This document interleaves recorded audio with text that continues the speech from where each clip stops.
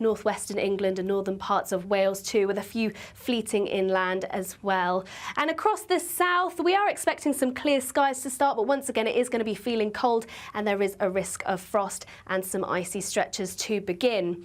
Now, those wintry showers are set to continue mainly around western coasts and still with that brisk northerly wind making things feel cold. But there is also going to be plenty of autumnal sunshine around, but once again, it is going to be feeling chilly. Highs of around 5 degrees for many, though around 7 in the southwest, so a little milder here, but still on the cold side. And as we head into Friday evening, still those wintry showers around western coasts, and we're expecting some clear spells as well. So once again, a sharp frost overnight as we head into Saturday and some icy stretches. And that leads us in to an unsettled weekend as we welcome Storm Bert over the weekend too. So do stay up to date with our forecasts. Even though we'll see a cloudy start, it'll be a bright outlook for the rest of the day. Boxed Solar, sponsors of weather on GB News.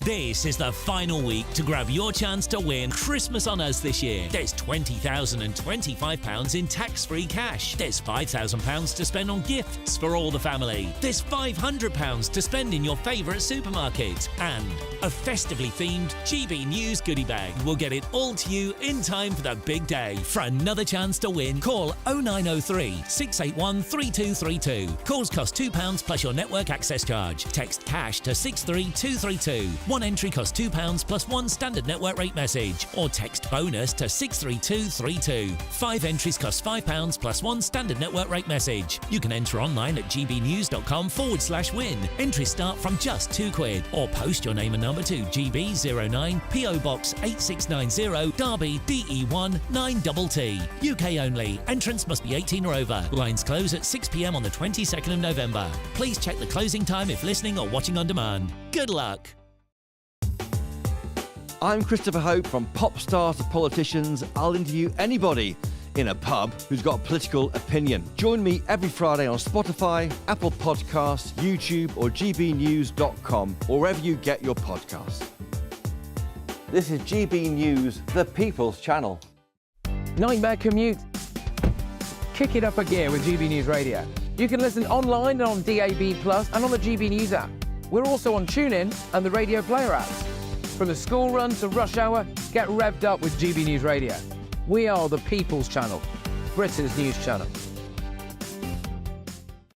It's Patrick Christie's Tonight, and here we do things differently. It's explaining the absolute madness of this, doesn't it? It's explosive. I mean, this is very good. It's lively. 850. Your government sat there, Sean, and it did nothing. It's controversial. And the Middle East has been in turmoil since before I was born. It's everything you need to kickstart your evening. Everyone's had their Weetabix tonight. I love to see it. That's Patrick Christie's Tonight, weeknights from 9 p.m.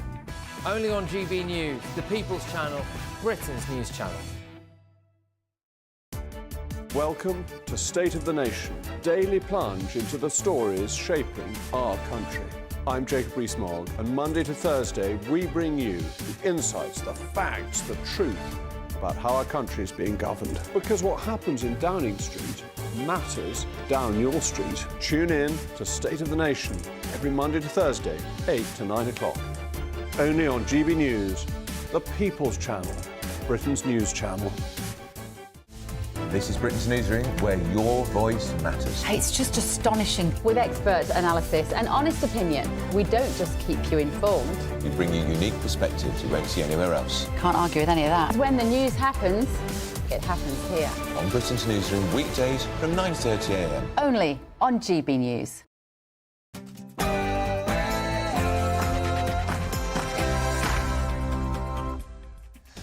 A very, very good afternoon to you. It's 3 p.m. and welcome to the Martin Daubney Show on GB News. We're broadcasting for you live from the heart of Westminster and all across the UK. On today's show, we've got a dynamite story because Elon Musk has declared that all establishment parties will get crushed at the next general election in the UK.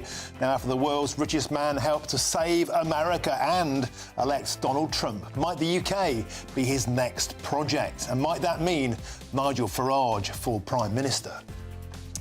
On yesterday's show, I was joined by VIPs, very irritated pensioners who've been walloped by the winter fuel allowance cut.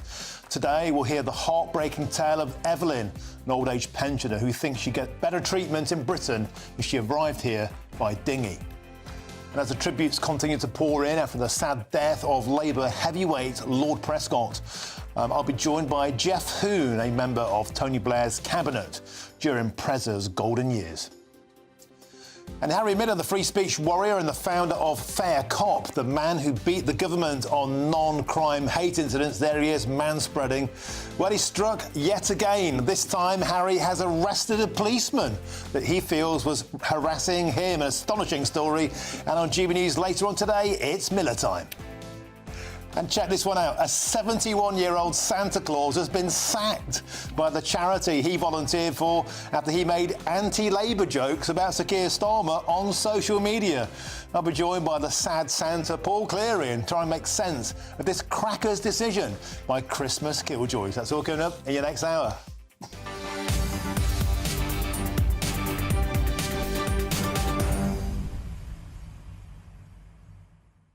What a show we've got ahead. In fact, Chris Hope, our political editor in the wings here, is already laughing his socks off. He's already, the juices are flowing. We can't wait to get stuck into today's show. What about this prospect, this idea of Elon Musk, who owns Twitter, X as it is now called, the world's richest man? He can't hide his anger for Sir Keir Starmer over Southport, over free speech, over the farmers' tax, over the inheritance tax, over the land grab as he sees it. He donated how much money we don't know into the Donald Trump campaign. He owns a social media company that many feel helped to influence the outcome of the American election. Might Great Britain be his next project? Could that mean a big rocket boost for Nigel Farage? How does that grab you? Get in touch, gbnews.com/your say. But now it's time for your headlines, and here's Sophia Wednesday.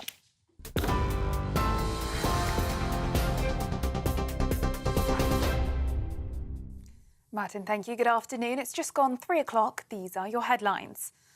The International Criminal Court has issued arrest warrants for the leader of Hamas, as well as Israel's Prime Minister Benjamin Netanyahu and the country's former Defence Minister Yoav Gallant.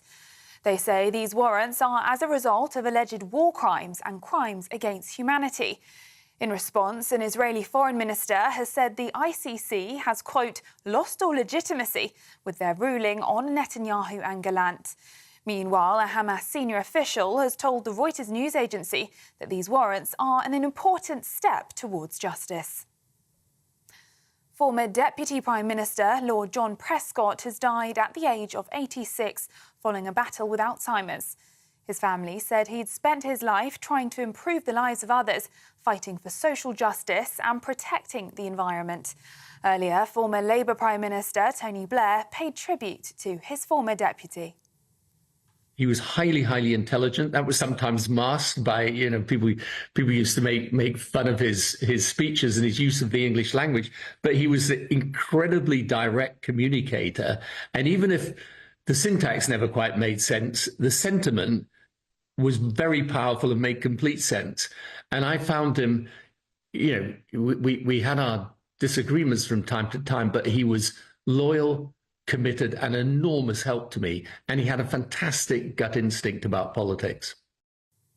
Now, following reports yesterday that Ukraine has launched British Storm Shadow missiles into Russia for the first time, questions have been asked about potential Russian retaliation. Earlier, Prime Minister Sir Keir Starmer told the Commons that the UK will continue to stand up for what is right. Ukraine has a clear right of self-defence against Russia's illegal attacks. So, Mr. Speaker, I say again, Russia could roll back their forces and end this war tomorrow. But until then, we will stand up for what we know is right, for Ukraine's security and for our own security. And we will back Ukraine with what is needed for as long as it's needed. In other news, the National Crime Agency has taken part in a major international operation to target a Syrian organised crime group, which they say is one of Europe's key smuggling networks. Led by Germany, the team has so far made at least 20 arrests in a series of raids across the continent, which took place yesterday. Those detained are alleged to be responsible for the smuggling of at least 750 Syrian migrants into the UK and Germany, charging each between €4,500 and €12,000. Home Secretary Yvette Cooper says the UK will continue to work with international partners to stop people smuggling. This is one of the largest ever law enforcement operations against people smuggling gangs right across Europe, with arrests in many different countries, including here in the UK. And it just shows why it's so important for us to work internationally, as we're determined to do with our Border Security Command, in order to go after these dangerous gangs that are undermining border security and putting lives at risk. Meanwhile, today marks 50 years since the Birmingham pub bombings, which took place on November the 21st, 1974. In the attack, 21 people were killed and hundreds of others were injured when bombs were detonated at 2 city centre pubs. This afternoon, a service, including a period of silence, was held outside New Street Station in Birmingham to allow people to gather and pay their respects 5 decades on. Up to 300,000 households will benefit from home upgrades next year. That's as the government announces new steps to help families save money on bills whilst also delivering cleaner heating. This scheme will include boosting the budget of the boiler upgrade scheme, as well as insulating more homes across the country. This would mean potentially hundreds of pounds of savings per year. These plans come as the government has faced criticism over cutting pensioner fuel allowance, as well as a recent rise in inflation. And it's Deck the Halls at Windsor Castle as the royal residence gets into the festive spirit. The Royal Collection Trust has said that the theme this year is red and gold in order to symbolise that they called the Royal Magnificence. They added that the main Christmas tree, which is decked in some 3,000 lights and hundreds of decorations, was taken from the nearby home park and will be replanted after the festive season. Those are the latest GB News headlines. Now it's back to Martin. For the very latest GB News direct to your smartphone, sign up to News Alerts by scanning the QR code or go to gbnews.com/alerts.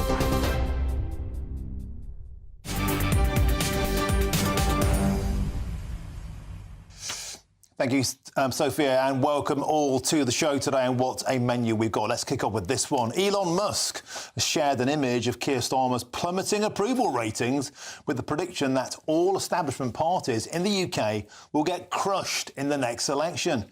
And after the world's richest man helped to save America and elect Donald Trump, might the UK be his next target? Well, join us now in the studio is our political editor, Christopher Hope. Chris, this is what I would call pure red meat. It's the world's richest man, who's now is friends with Nigel Farage. Nigel Farage, of course, was at Mar-a-Lago for that historic election night. They had dinner together. Elon Musk has been very, very outspoken of his disdain for our Prime Minister, Keir Starmer, over Southport, over free speech arrests. He called him two-tier Keir, over the farmers' protests, over the Allison Pearson incident. Putting all these dots together, could Britain be suddenly a new project for Elon Musk?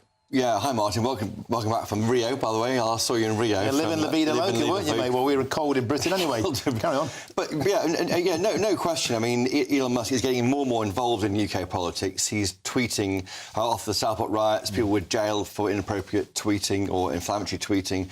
Musk piled in. Of course, he's a free speech channel now, X or Twitter, as it used to be. He's getting more and more engaged by UK politics. He intervened over the Allison Pearson questioning or the meeting with police in her home, and he's getting more and more engaged. We don't know the connection between Musk and Farage. We assume that the broker of that is Trump because they're all in Mar-a-Lago pre-election. But that message on Twitter, on X today, all establishment parties in the UK will get crushed in the next election. That was above some figures showing the plummeting popularity rates of Nigel Farage to -38 in October. Of Keir Starmer. Of Keir Starmer down to -38 in October, and improved since then, by the way, interestingly, by the way, on a trend going upwards. So maybe this is not a long-term problem, to -30, -28.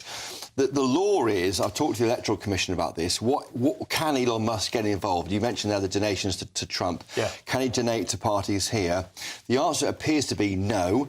The Electoral Commission tells me this lunchtime that only individuals on a UK electoral register, including overseas voters who can be on that register, or UK-based or UK-linked organisations, can donate to political parties. So whether he could do it through an operation he's got here in a UK-registered company, I don't know, we don't think so, is up to the party themselves to work out if that's a breach. If it is a breach, it's an offence. So highly risky to try even go near to accepting Musk's money. But what seems to be is he's using his influence on his channel... Well, that's the precise point. ...to bear on politics. It might not have to be a direct financial donation because he owns the free speech platform of the world. That seems to have been a huge impact in the American election. Now, it hasn't been so impactful in British elections. If Twitter decided elections, Corbyn would have won, we'd still be in the EU, and Hillary Clinton would have been the president and in so 2016. many people are not on Twitter or on X who have votes. And he did say all establishment parties, not just Labour. It's a problem, maybe, if it's right, for all Tories, Labour, Lib Dems and the like. And maybe he thinks reform isn't one. So it could be a kind of reform boost, according to Musk. Some people, of course, might say that reform, Nigel Farage, is part of the political establishment anyway, but nevertheless, it's certainly got the cat amongst the pigeons. Let's talk a bit more now with the leader of Heritage Party, and that is David Curtin. David, welcome to the show. Got Matthew Stadlen as well joining us in a minute. Let's go to David Curtin first. David, are you there? So, David, when you saw this post earlier on, what do you make of it? I mean, there's a lot of tongues wagging that after having an impact in the US election, perhaps the next project for Elon Musk might be the United Kingdom. Yeah, well, it's fantastic, and I think he's absolutely right. And, you know, Keir Starmer with the Labour Party has got directly involved in US politics by sending 100 interns or whatever to go and campaign for the Democrats. Obviously, you know, he's turning around and he's saying, well, I can talk about whatever I want to do. He's the man of free speech. He owns X. A lot of the people who have of influence, everyone in the media all around the world are on X. And I think he's absolutely right to highlight this because, you know, this is actually true because what I call the fake Conservatives crashed in their support in the last election, and Labour already have crashed in their support since the last election. They won essentially by default. They didn't get any more votes. They only won because the Conservatives, the Tories crashed hard. Their vote share halved. So they got in by default. But now they've done so many terrible things in this country, and Elon Musk is looking at Britain and saying, what on earth is going on here? Like we all are in this country and people all around the world. You know, we are supposedly the home of freedom and democracy and free speech, and we've got a government which is attacking and undermining free speech at every level and every juncture they possibly can. So I think it's a really good tweet and a really good thing to say. Now, of course, David Curtin, let's not forget that those on the political right cried blue murder when Barack Obama came over and tried to get involved in the Brexit debate, saying we'd be at the back of the queue. But listen, I'm joined in our studio by our political editor, Chris Hope. He's got a question for you. Hi, David. Isn't it all a bit of hot air from Elon Musk? I mean, you say they're crushed at the election, but the political system is weighted in favour of the establishment parties. Is that understood by Elon Musk? Is it just him saying what he wants to happen? I mean, how many MPs does the Heritage Party have? Well, the answer is 0. I mean, we might say how people are falling out with the main parties, but they will keep winning, won't they? Well, this is a tweet about Keir Starmer's personal popularity, which, of course, is really, really down in the dumps at the moment. You can look at the polls which come out, whether you believe the polls or not, about the standing of the parties if there was an election tomorrow. Yeah, the Heritage Party doesn't have anything on that at the moment because we don't actually get prompted for at the moment. You know, if we got more attention on the mainstream media, we probably would get, you know, up. Our ratings would go up in the national polls. But at the moment, moment, Labour is going down slightly. The Conservatives look like they're going back up slightly by 1 or 2 points since the election. So you've still got a sticky vote for the establishment parties, yes. But I think when the next election comes around, a lot of people who did vote for Labour, even their own base, are going to be so disgusted with what they're doing to pensioners, what they're doing to farmers, and so on, and what they're doing with taxation and businesses, that they're going to abandon Labour come the next election. OK, thank you very much. And that's the leader of the Heritage Party, David Curtin. Thank you very much for joining us today on GB News. And now joining me in the studio to continue this chat is the political commentator, Matthew Stadler. Matthew, always an absolute pleasure to have you here in Westminster. Boy, would this be the mother of all tantrums if this were to bear fruit? I mean, people are already from the left leaving X in their droves after Donald Trump won. Can you imagine the furore from the political left, from the European Union, if this alliance were to bear fruit? Lots to talk about, lots to respond to. I just want to take David up on something that he said, because he was saying that this government has launched an assault on free speech. Well, amazing that he's able to say that freely on GB News. This is hyperbole. In my view, it is nonsense. The law has to be upheld. And just for example, we have laws against the incitement of hatred, or on religious grounds, on racial grounds. We have laws against the incitement of violence. On Elon Musk, he's seen as a champion of free speech. But remember, at least as far as X, or formerly Twitter's free speech is concerned, he literally owns that free speech. So do we know what he's doing or isn't doing with algorithms? Do we know whether he amplifies his own posts? Do we know whether he could? I don't think there's anything to stop him. But there's a lot of evidence to suggest that the existing big tech companies, Facebook, Google and the like, are doing the precise opposite and signal boosting liberal and left messages. That's why he says he bought X to counteract that. What I'm saying is that we see him, or he is seen as, a bastion, a champion of free speech. How free is the speech on his platform? I can't answer that. I'm asking the question because he has that amount of power. Now, in the build-up to a British general election, would he, for example, be able to amplify Nigel Farage's posts if he decides to back him? As you've said, I think, and Chris has said, it would be very difficult for him actually to fund a British political party, but there are other ways in which he can influence things. And I think he has had some influence already. I think he stirred the pot in a very negative and dangerous way during the riots.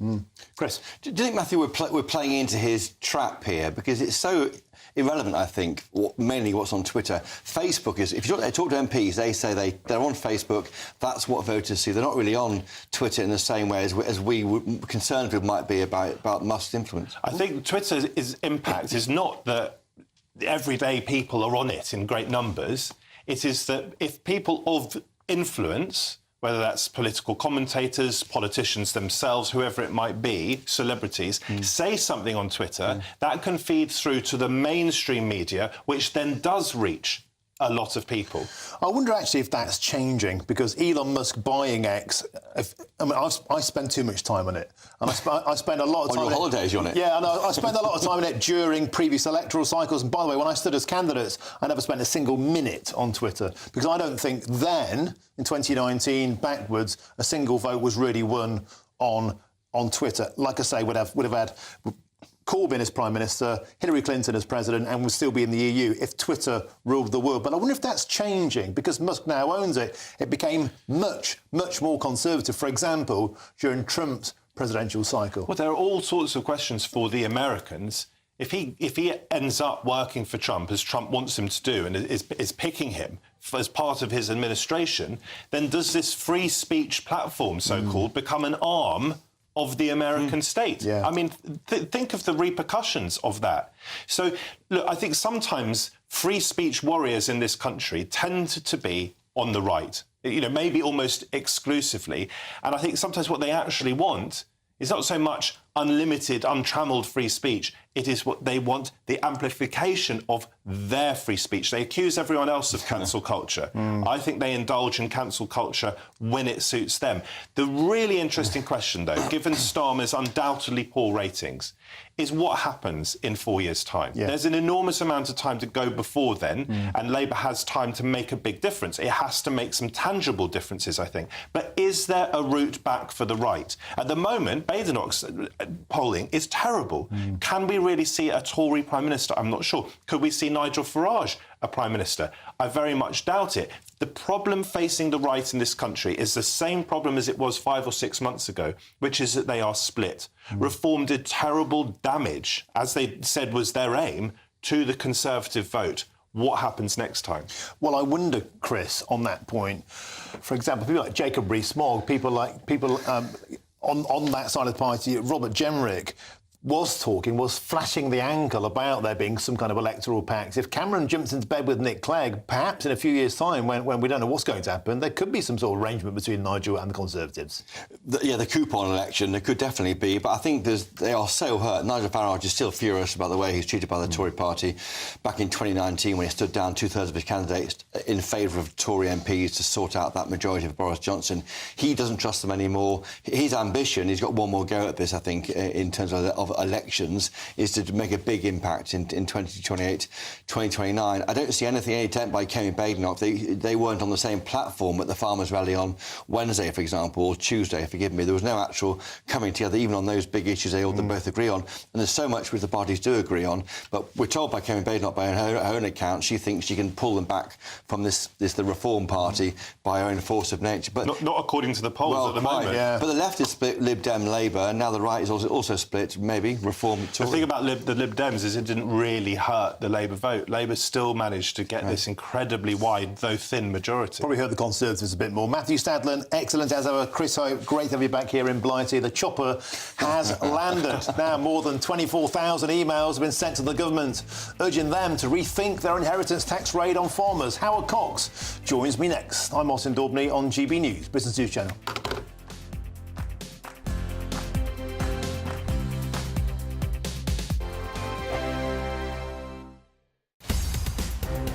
GB Newsroom, we bring you the news as it happens. With our team of dedicated journalists across the UK. We're ready to keep you up to date with what's happening every half an hour, every single day. Bulletins here on GB News. The People's Channel. Britain's news channel. Join me, Nana Akwe, for an informative, interactive news programme with a difference. It's fun. No, he didn't say that, Dave.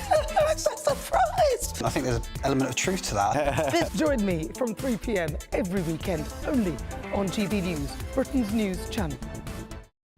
This is GB News, Britain's news channel. It's a time for the vegan community to get together, as well as an opportunity for non-vegans to try going plant-based. Well, joining us now is some of her delicious hummus, and we both love hummus, this is a great thing. This is the founder of Chickpea, Hannah McCollum. Hannah, lovely to meet you. And you've brought in some of your beautiful products in front of you here, so can you talk us through some of them? Yeah, absolutely. So I have a range of chilled hummus, and then latest to the range are a new ambient snack pot, which is a fridgeless hummus that doesn't require refrigeration. But I started Chickpea because of my love for hummus, but also sustainability and reducing food waste and encouraging people to be more plant-based without saying go vegan. Does normal, say, traditional hummus have anything that's not vegan appropriate in it?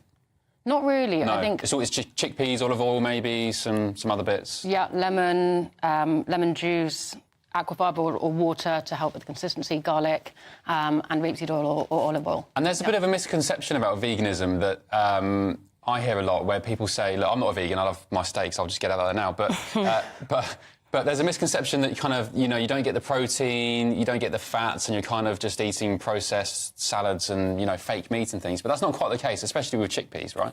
Yeah, I think protein is really important, and actually a lot of people think I need a certain amount of fish every week or meat, but actually a lot of the fish and meat that you're eating are eating higher protein foods, so algae, seaweed, pulses, all these types of plant-based foods.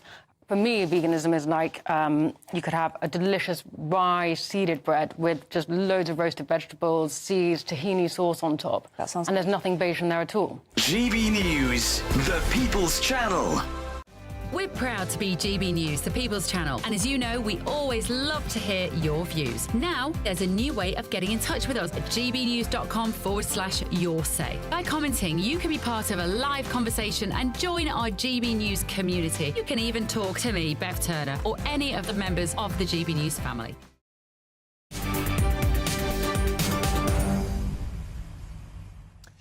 Welcome back. It's approaching 3:25 with me, Martin Daubney, here on GB News.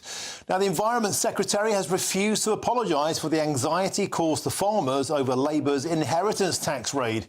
And this comes as more than 24,000, in fact, now it's 30,000 emails have been sent to the government urging them to do a U-turn on this. And I'm joined now by the founder of Fair Fuel UK, Howard Cox. Howard, welcome to the show. So, you have been mobilising your Fair Fuel database. And they've been sending a bunch of emails expressing their chagrin about the farmers' tax. Tell us more. Well, it's very simple, Martin. Hello, good to see you. The thing is, for me, mate, is the budget was incredible. We managed to get a freeze in fuel duty. You know that's my raison d'etre in terms of campaigning, public affairs campaigning. And we're delighted by that. All the work we put into campaign to get that to happen for the 15th year running was wonderful. And then it was soiled by the fact that they introduced this inheritance tax bombshell on farmers. So, and I've got about 6,000 farmers that support Fair Fuel UK, and obviously they support Fair Fuel UK because they use a lot of diesel, and they obviously wanted to make sure the tax was as low as possible. And so I've been asked by considerable numbers of them to actually take part if I could do something about this. So I took up the mantle and said, yeah, OK, no problem at all. I'll use one of my regular campaigning tactics, and that is to send an email to whether it's an MP or, in this case, to Rachel Reeves, Steve Reed, the Agricultural Minister, and, of course, the Prime Minister. And in 48 hours, something like approaching 30,000 emails have been sent to them. And it basically saying, scrap this tax. And Howard Cox, we just had a heat map there on screen. Talk through what that is. I'm assuming that's where the majority of your user base has been emailing from. What can you tell us about the spread? And more to the point, what have your users been telling you about their feedback to this tax? Well, what that heat map shows is that, it logs exactly where these emails are coming from across the country. And as you can see, it's right across the country. And in terms of where the red is obviously the most concentrated areas where they're coming from. And it goes to show that the actual towns, the urban areas, are pretty angry as well. It's not just in the rural areas. So that's an important point. And most of the things I'm getting from people is very simple. They simply don't understand why Labour are doing this, because they just don't understand the countryside. And they're really being classified as being economically stupid. The emails I'm getting from people, the comments I'm getting, are very emotional. People are now not buying equipment now because they don't want to put too much value on their land and their property, etc. All those sorts of things. But they come back simply, Martin, to say, why the hell are they doing this? Because it will not give the return, their so-called black hole of 22 billion, the deficit. It's not going to make a pimple of a difference on the backside of the problem. And so I'm saying simply this: if you feel angry as I do, and so do thousands of people, and I was at the rally yesterday, and the day before yesterday, and I can tell you that the people really were. I've never seen such anger in people, but they did it politely, respectfully, and they were good people. So if you're as angry as they are, please go to fairfueluk.com, click on the link, and you can also contact the Prime Minister and the Chancellor. Now, Howard, of course, the government have been sticking to their line, and that is they've got a £22 billion black hole. They need to raise money somewhat, however they can. They're maintaining only 500 farmers are being impacted. But, Howard, I wanted to talk to you about something which you, of course, will remember, and that was back in 2000 when the farmers linked up with the haulage drivers, with the truck drivers, the lorry drivers, because of a fuel duty tax then. You were campaigning on it then, and this was a huge issue where effectively they got together, they blockaded the ports and they stopped food getting to shops. And Tony Blair, his popularity plummeted 25% in 1 week. Howard Cox, from what you're hearing from farmers, from road users, from truck drivers, are they looking to potentially take this further if the Labour Party don't back down? Absolutely. I mean, if they don't, from the actual rally we had, which, as I said, was a a polite and a very respectful rally. It was people, good speeches. No one was causing any problems whatsoever. We weren't gluing ourselves to roads or blocking people's ways. What is happening, if we don't get a response to that, a polite and honest response back from Rachel Reeves to say, yeah, I've got this wrong, maybe come back and say increase the threshold up to 10 million. Who knows what she's saying? I'm not suggesting that. I'm making the point. She's got to come back and really be honest and take the farmers on honestly. And if they don't get a good response, I'm afraid it will escalate into, I think, a bit of, as Nigel Farage says, a rural revolt. Okay, Howard Cox, the founder of Fairfield UK. Thanks for joining us on the show. Always a pleasure. Now, the Labour Minister Peter Kyle told GB News they're not backing down over their proposed changes to the inheritance tax rules. We needed to make sure that where we did have to take those difficult decisions and raise taxes, we did so in as fair a way as possible. So working people were protected. And where we'd had to do difficult things, which impacted, yes, the farmers, we did so in a way that recognised the special nature of farming to our economy and to our country, which is why they're paying half the amount of inheritance tax that other sectors have to do, that it's limited to only 500 estates out of over 200,000 farms. It goes over a threshold that for average will be 3 million, which is much more so than other sectors and people who create wealth in other sectors will have to pay, and they get interest-free period for 10 years afterwards. This recognises the special nature of farming. And that's Peter Kyle there, Labour, standing by their guns on the inheritance tax raid, at least for now. There's lots more still to come between now and 4 o'clock, including pensioners are worried, very, very worried. And we're crossing to a chilly Glasgow next to see how they're keeping warm north of the border. But first, here's your latest news headlines with Sophia Wensler.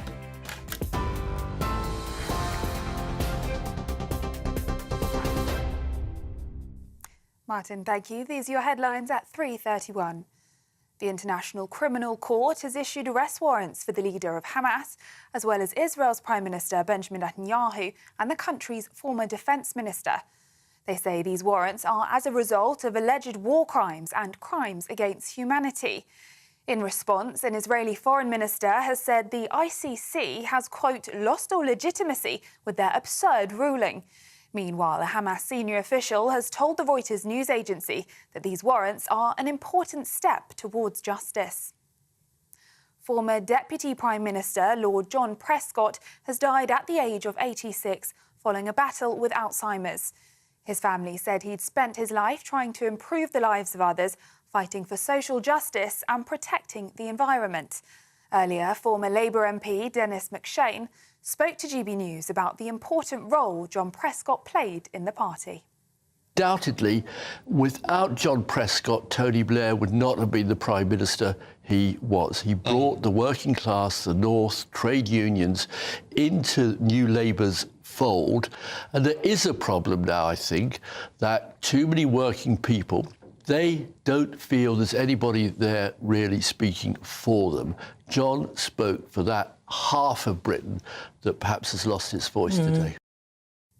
Now, following reports yesterday that Ukraine has launched British Storm Shadow missiles into Russia for the first time, questions have been asked about potential Russian retaliation.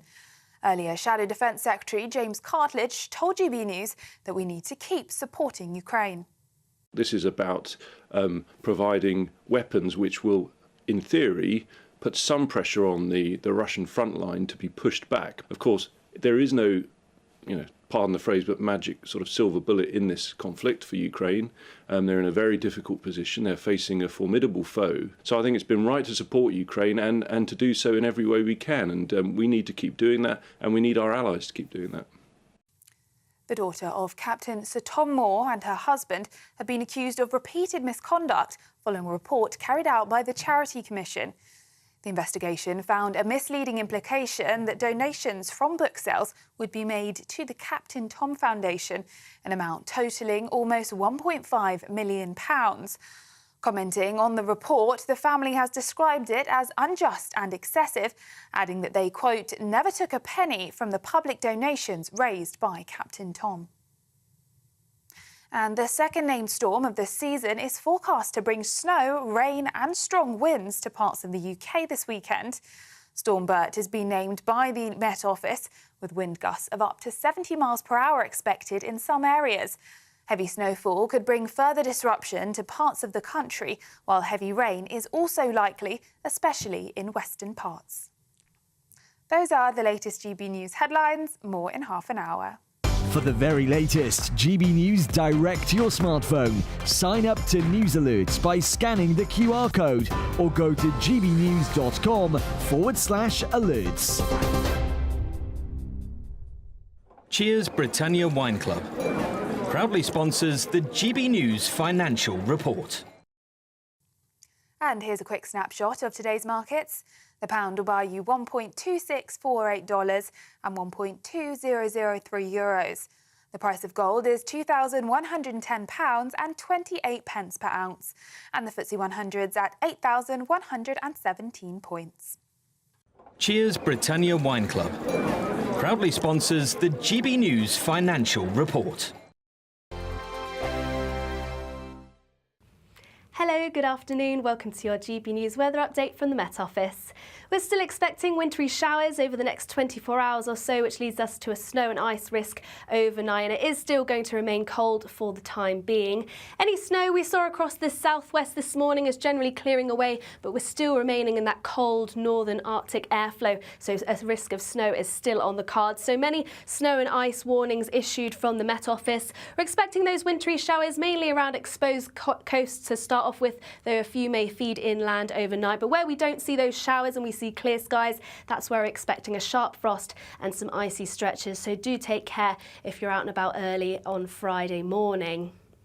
Across the north end, that's where we're seeing the bulk of those showers feed in from northern areas, mainly clipping around coasts of Scotland. These falling as sleet and snow, mainly above high ground, but we are still seeing some fall to lower levels too. But the main significant accumulations are going to be over high ground. It is going to be feeling cold in those brisk northerly winds. A few showers feeding into northern parts of Northern Ireland, northwestern England and northern parts of Wales too, with a few fleeting inland as well. And across the south, we are expecting some clear skies to start, but once again it is going to be feeling cold and there is a risk of frost and some icy stretches to begin. Now those wintry showers are set to continue mainly around western coasts and still with that brisk northerly wind making things feel cold, but there is also going to be plenty of autumnal sunshine around, but once again it is going to be feeling chilly. Highs of around 5 degrees for many, though around 7 in the southwest, so a little milder here but still on the cold side.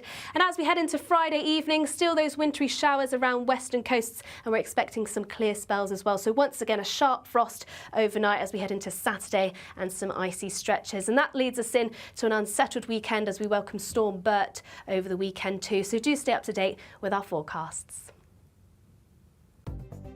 The latest GB News travel. I'm Jules Buckley. Good afternoon. Glasgow, the eastbound M8 at the M77 slow going. A collision there means it's partially blocked. Delays for a breakdown. This is on the eastbound M62, Rushworth Moor to Huddersfield struggling, junction 22 to 23. Now the northbound M1, the exit slip to come off at Catcliffe at junction 33. It's currently part blocked. There's a breakdown there and that's causing delays. Also on the northbound M1, there's a broken down lorry just after Bedford, junction 13. Lane 1's out, and that's causing delays. London-bound M2 in Kent just after Faversham at 6, a lane shut heavy back towards junction 7. But that's all due to the coastbound M2 being closed from junction 5 Sittingbourne towards Faversham at 6 for investigation work, keeping back to the A2 through Sittingbourne. You can stay up to date throughout the day by visiting our website gbnews.com.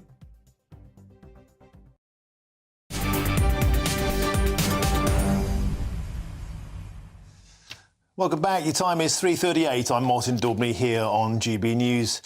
Following cuts to the winter fuel allowance, more and more pensioners are fearing for their safety and their health as the cold snap continues to bite.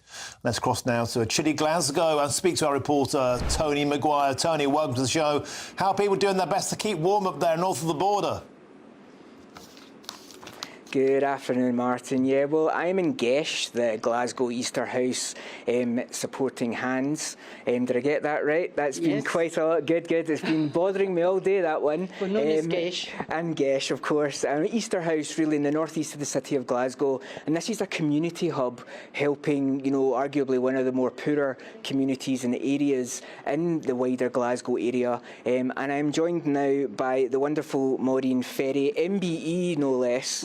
Although you haven't received it yet, but that award is coming your way, of course, because you have essentially spent almost 50 years making this community hub where people can come and get warm, come and be social, and giving them a reason to get out and about. That's right. Well, back in the early 70s when my husband and I founded the charity, there was very, very little clubs like this, for disabled people.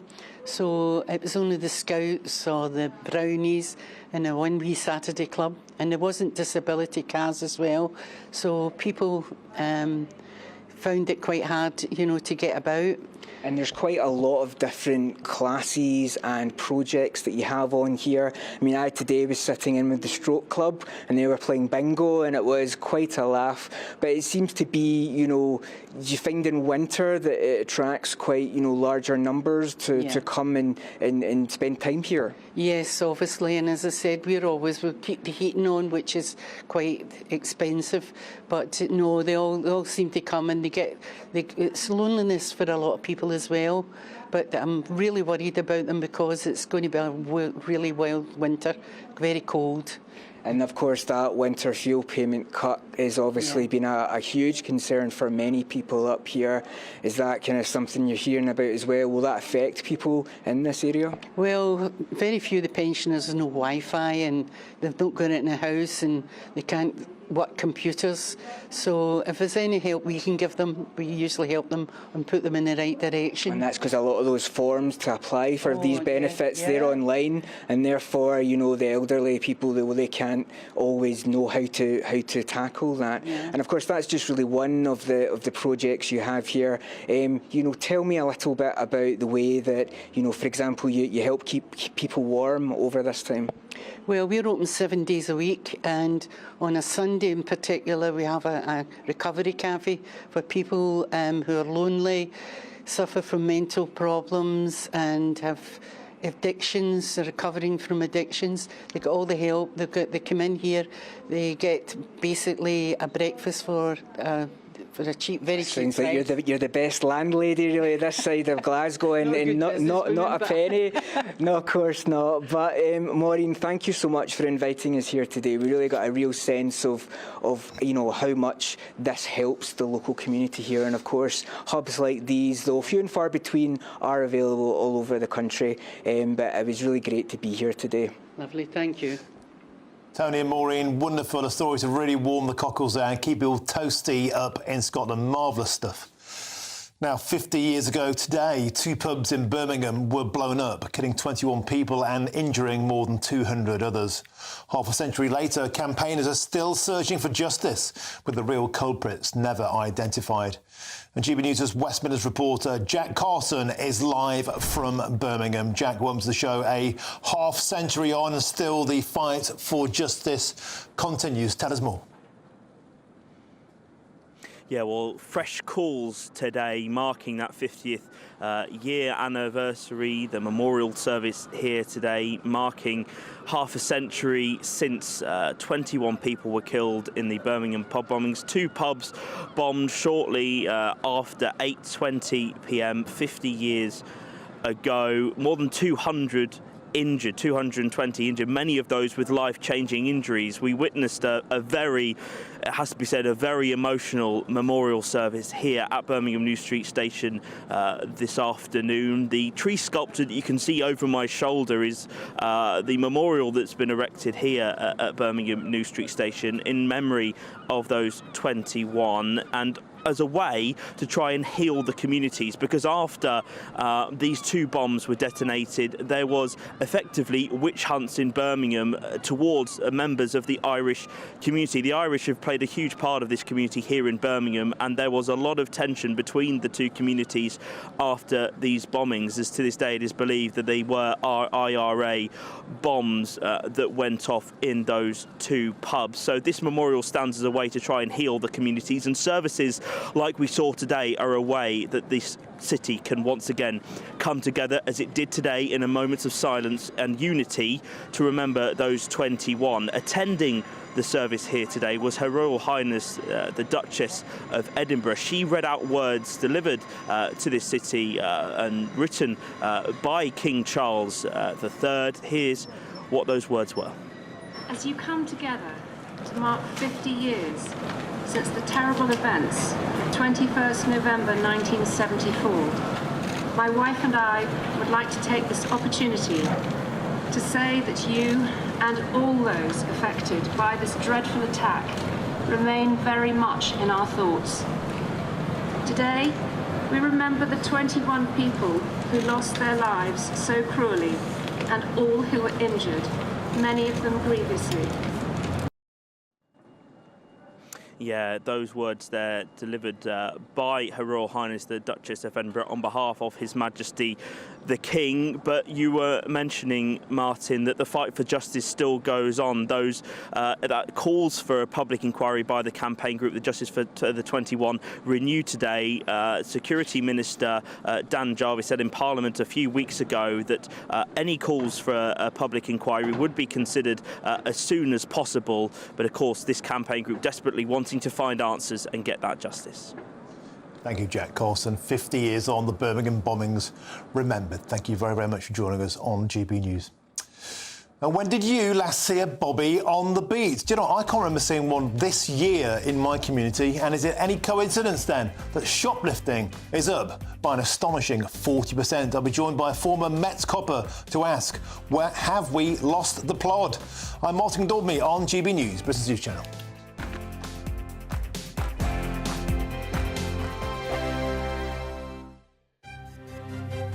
GB News Breakfast, every day from 6 a.m. Following the summer riots and the resurgence of far-right ideologies, the former Education Secretary told peers that reinforcing shared values is now more crucial than ever. So we're asking this morning, should we teach British values or would it be a step backward? Or how do you even start?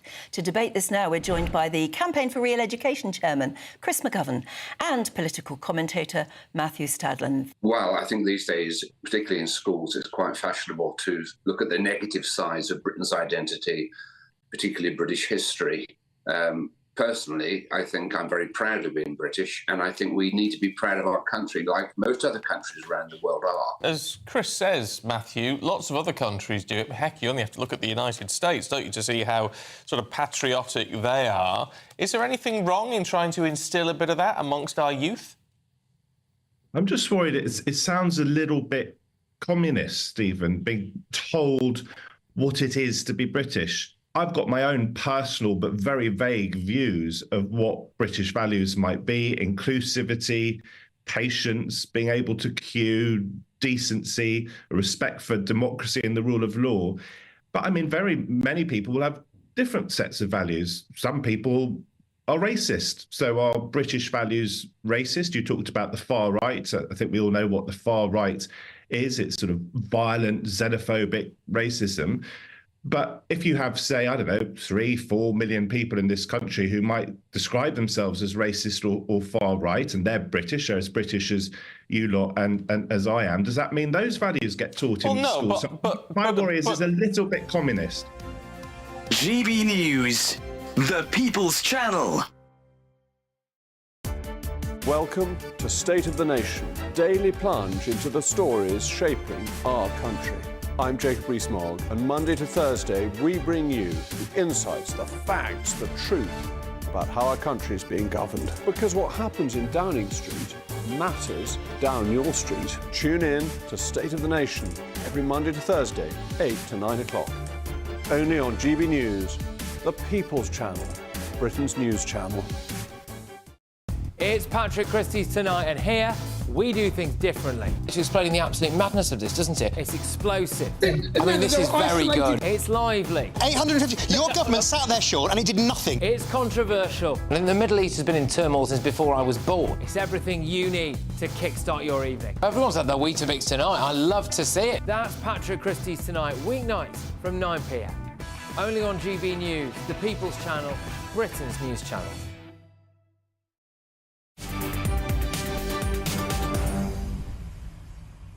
Welcome back. Your time is 3:49. I'm Martin Daubney here on GB News. Now, a new survey has shown that Brits are half as likely to see a bobby on the beat now as compared to 15 years ago.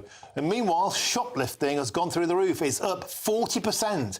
And Brits, of course, are meanwhile being jailed for Facebook posts. Have we completely lost the plod?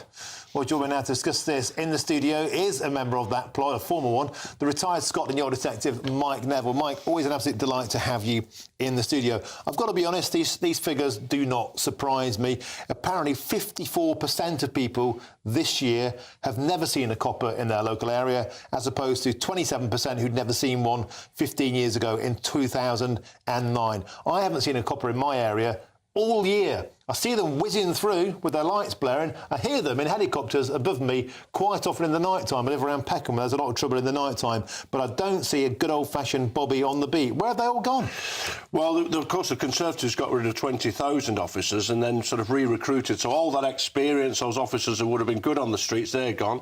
Then they got rid of some civilian staff. So you've got officers who are working in the back room doing, administrative jobs, not patrolling. And I also think there's a cultural issue here. They're recruiting really the wrong people. So when I joined, about half the recruits were ex-military. Yeah. You know, guys and girls who've been out on the streets, seen a bit of action, and they were happy to be out on the streets and patrolling, getting hold of people.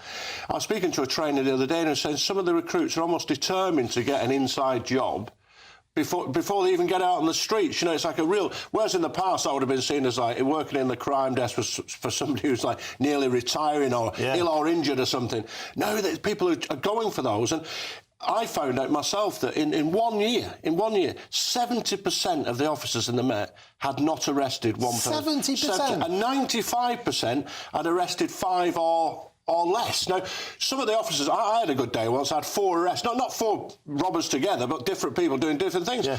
I know officers who were better than me at that.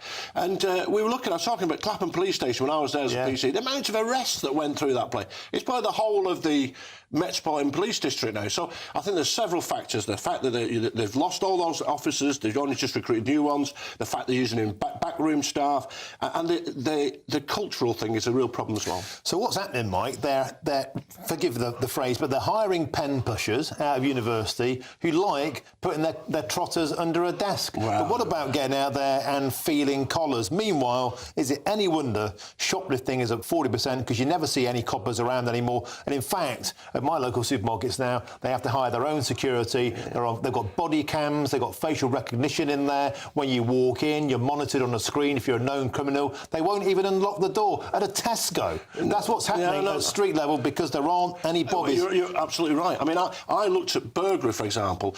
Burglary 10 years ago used to be sold 15% of burglaries, which is bad. Now it's at 5%. But it's no wonder it's gone down if officers aren't patrolling the streets, because a lot of burglars, people hear about fingerprints and forensics and stuff, a lot of burglars are caught by officers, get into the scene, fast time. But if there's no officers there, and it's also I was a beat officer near the Oval, and I knew the people, and I also ran the local youth group as one of the local youth groups as well. So you were trusted, so I could arrest people one day, I could be reasonable with the kids the next, and all this builds up trust. So they'll tell you things, and you can't talk to people in a car. I had a bike and I used to walk around.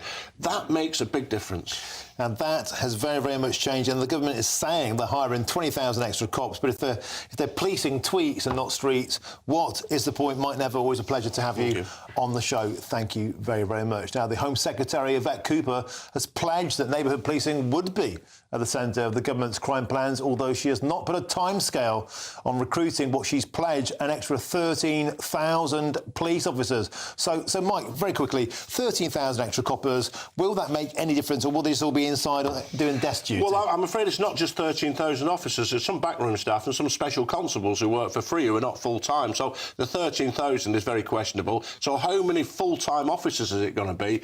And once you spread them around 43 different police forces working 4 different shifts, earlys, late nights and off, how will we really see officers? I think there needs to be a culture change as well. So, as you say, stop the tweets, stop policing the tweets, get out on the streets, get these burglars, shoplifters, anybody causing the misery causers who hurt people. They're the ones who need to be arrested, and you only arrest them on the streets. Mike Neville, amen to that. Superb as ever. Thank you very, very much. Now, as the tributes continue to pour in after the sad death of Labour heavyweight Lord Prescott, I'll be joined after the break by Jeff Hoon. Now, if you recall, he was a member of Tony Blair's cabinet during Prez's golden years, and perhaps an unlikely tribute from the guy he gave those 2 jabs to. I'm Martin Daubney on GB News, Britain's News Channel. Now, here's your weather, and it's Honor Krizik.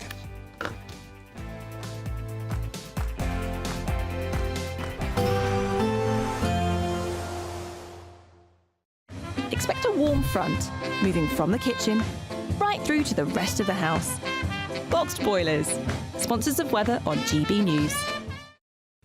Hello, good afternoon. Welcome to your GB News weather update from the Met Office. We're still expecting wintry showers over the next 24 hours or so, which leads us to a snow and ice risk overnight, and it is still going to remain cold for the time being.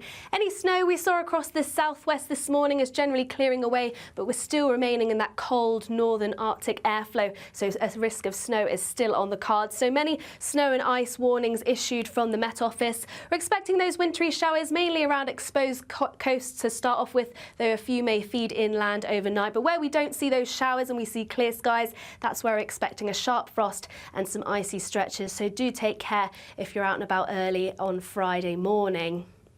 Across the north end, that's where we're seeing the bulk of those showers feed in from northern areas, mainly clipping around coasts of Scotland. These falling as sleet and snow, mainly above high ground, but we are still seeing some fall to lower levels too. But the main significant accumulations are going to be over high ground. It is going to be feeling cold in those brisk northerly winds. A few showers feeding into northern parts of Northern Ireland, northwestern England and northern parts of Wales too, with a few fleeting inland as well.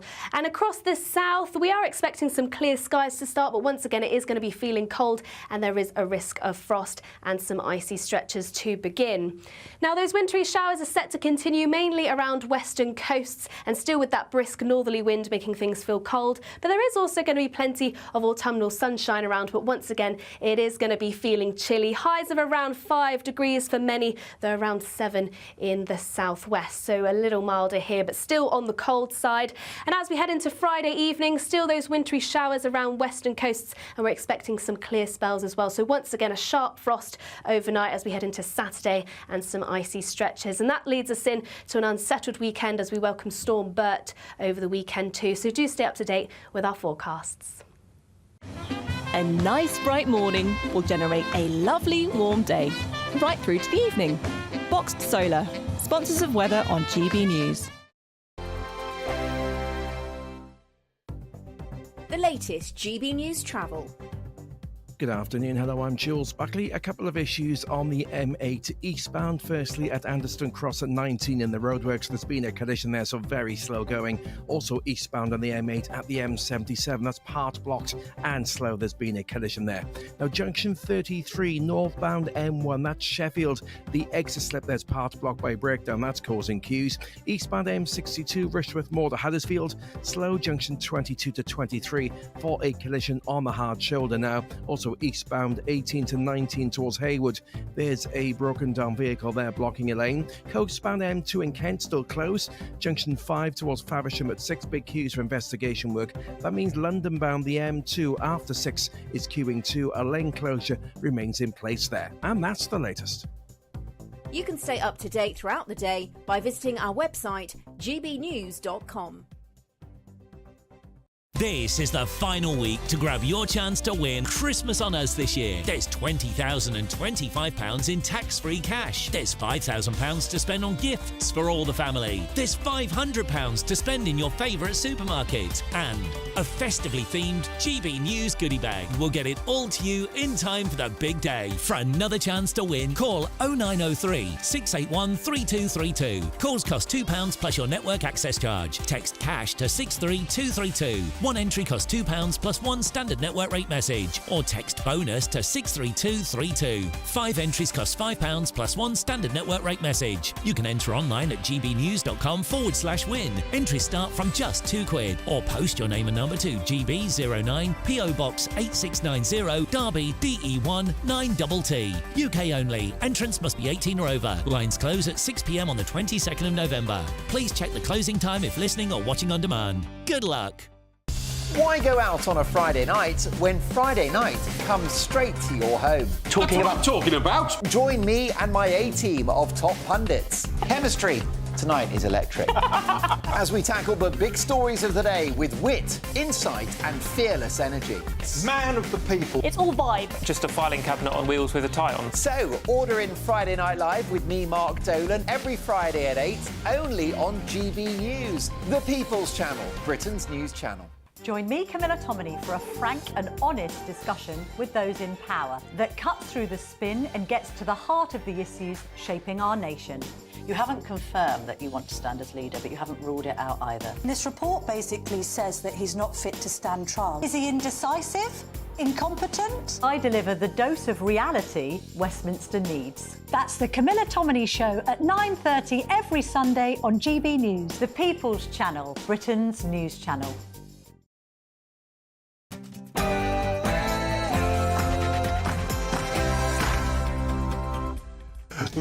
A very, very good afternoon to you. It's 4 p.m. and welcome to the Martin Daubney Show here on GB News, and we're broadcasting for you live from the heart of Westminster and all across the UK. Now, as the tributes continue to pour in after the sad death of Labour heavyweight Lord Prescott, I'll be joined by Jeff Hoon, a member of Tony Blair's cabinet during Prez's golden years of Blairism. And Elon Musk has declared that all establishment parties will get crushed at the next general election in the UK. After the world's richest man helped save America and elect Donald Trump, might the UK be his next target? And might that mean Nigel Farage for Prime Minister? On yesterday's show, I was joined by VIPs, very irritated pensioners who've been walloped by the winter fuel allowance cut. And today, we hear the heartbreaking tale of Evelyn, an OAP who thinks she'd get better treatment in Britain if she arrived here via dinghy. And Harry Miller, the free speech warrior and the founder of Fair Cop, there he is, man-spreading away, the man who beat the government on non-crime hate incidents. Well, Harry has struck again, and this time Harry has arrested a policeman that he feels was harassing him. Later on today's show, GB News, it'll be Miller time. And a 71-year-old Santa Claus has been sacked by the charity he volunteered for after he made anti-Labour jokes about Sir Keir Starmer on social media. I'll be joined by the sad Santa, Paul Cleary, to try and make sense of this cracker's decision by Christmas killjoys. That's all coming up in your next hour.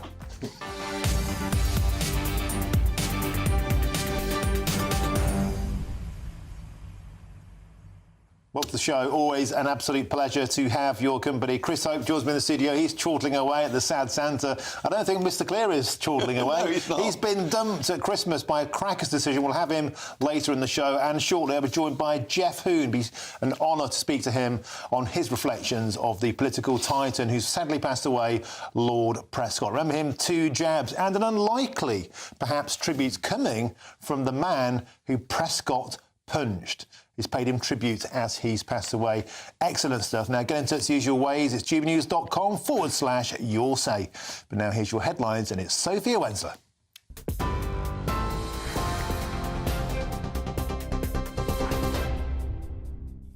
Martin, thank you. Good afternoon. It's 2 minutes past 4. These are your headlines. The International Criminal Court has issued arrest warrants for the leader of Hamas, as well as Israel's Prime Minister, Benjamin Netanyahu, and the country's former Defence Minister, Yoav Gallant.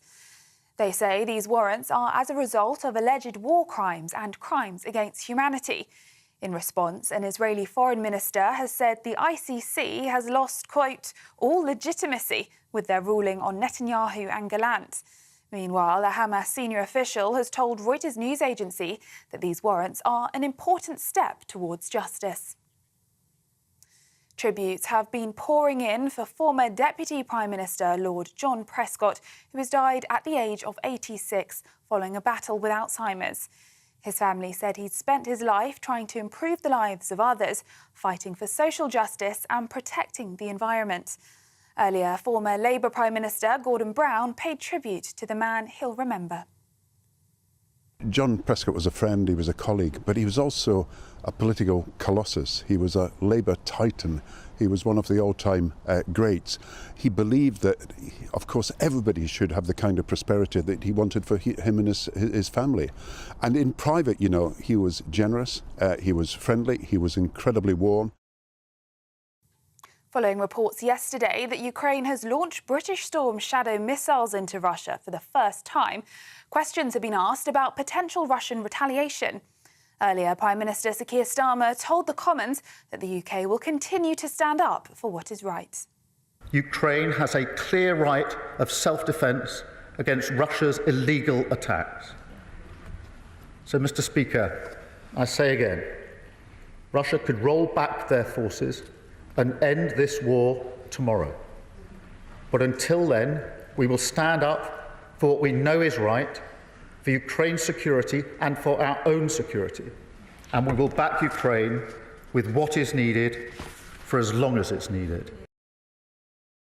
In other news, the National Crime Agency has taken part in a major international operation to target a Syrian organised crime group, which they say is one of Europe's key people smuggling networks. Led by Germany, the team has so far made at least 20 arrests in a series of raids across the continent, which took place yesterday.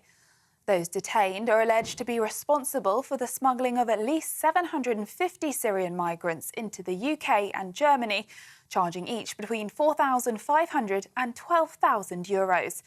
Home Secretary Yvette Cooper says the UK will continue to work with international partners to stop people smuggling. This is one of the largest ever law enforcement operations against people smuggling gangs right across Europe, with arrests in many different countries, including here in the UK. And it just shows why it's so important for us to work internationally, as we're determined to do with our Border Security Command, in order to go after these dangerous gangs that are undermining border security and putting lives at risk. Now, today marks 50 years since the Birmingham pub bombings, which took place on November the 21st, 1974. In the attack, 21 people were killed and hundreds of others were injured when bombs were detonated at two city centre pubs. This afternoon, a service including a period of silence was held outside New Street Station in Birmingham to allow people to gather and pay their respects 5 decades on. Up to 300,000 households will benefit from home upgrades next year.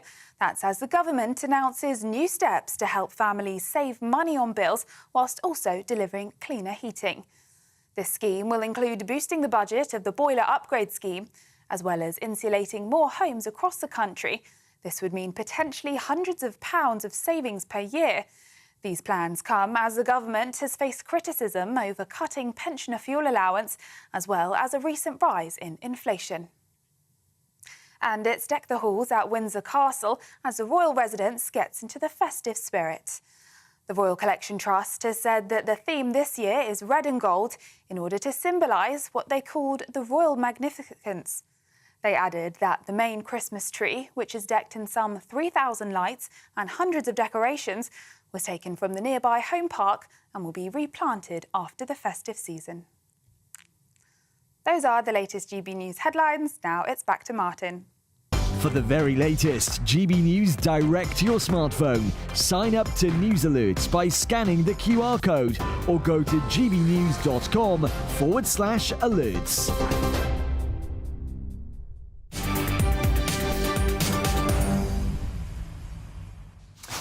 Thank you, Sophia. Now, the former Deputy Prime Minister John Prescott has sadly died aged 86 following a battle with Alzheimer's.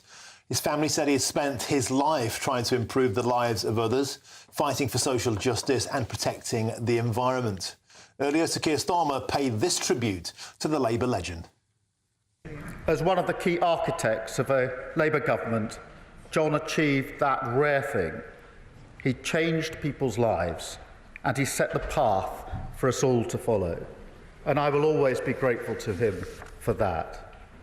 And Mr. Speaker, he did it all in his own way, with humour, with pride, passion and total conviction. He truly was a one-off.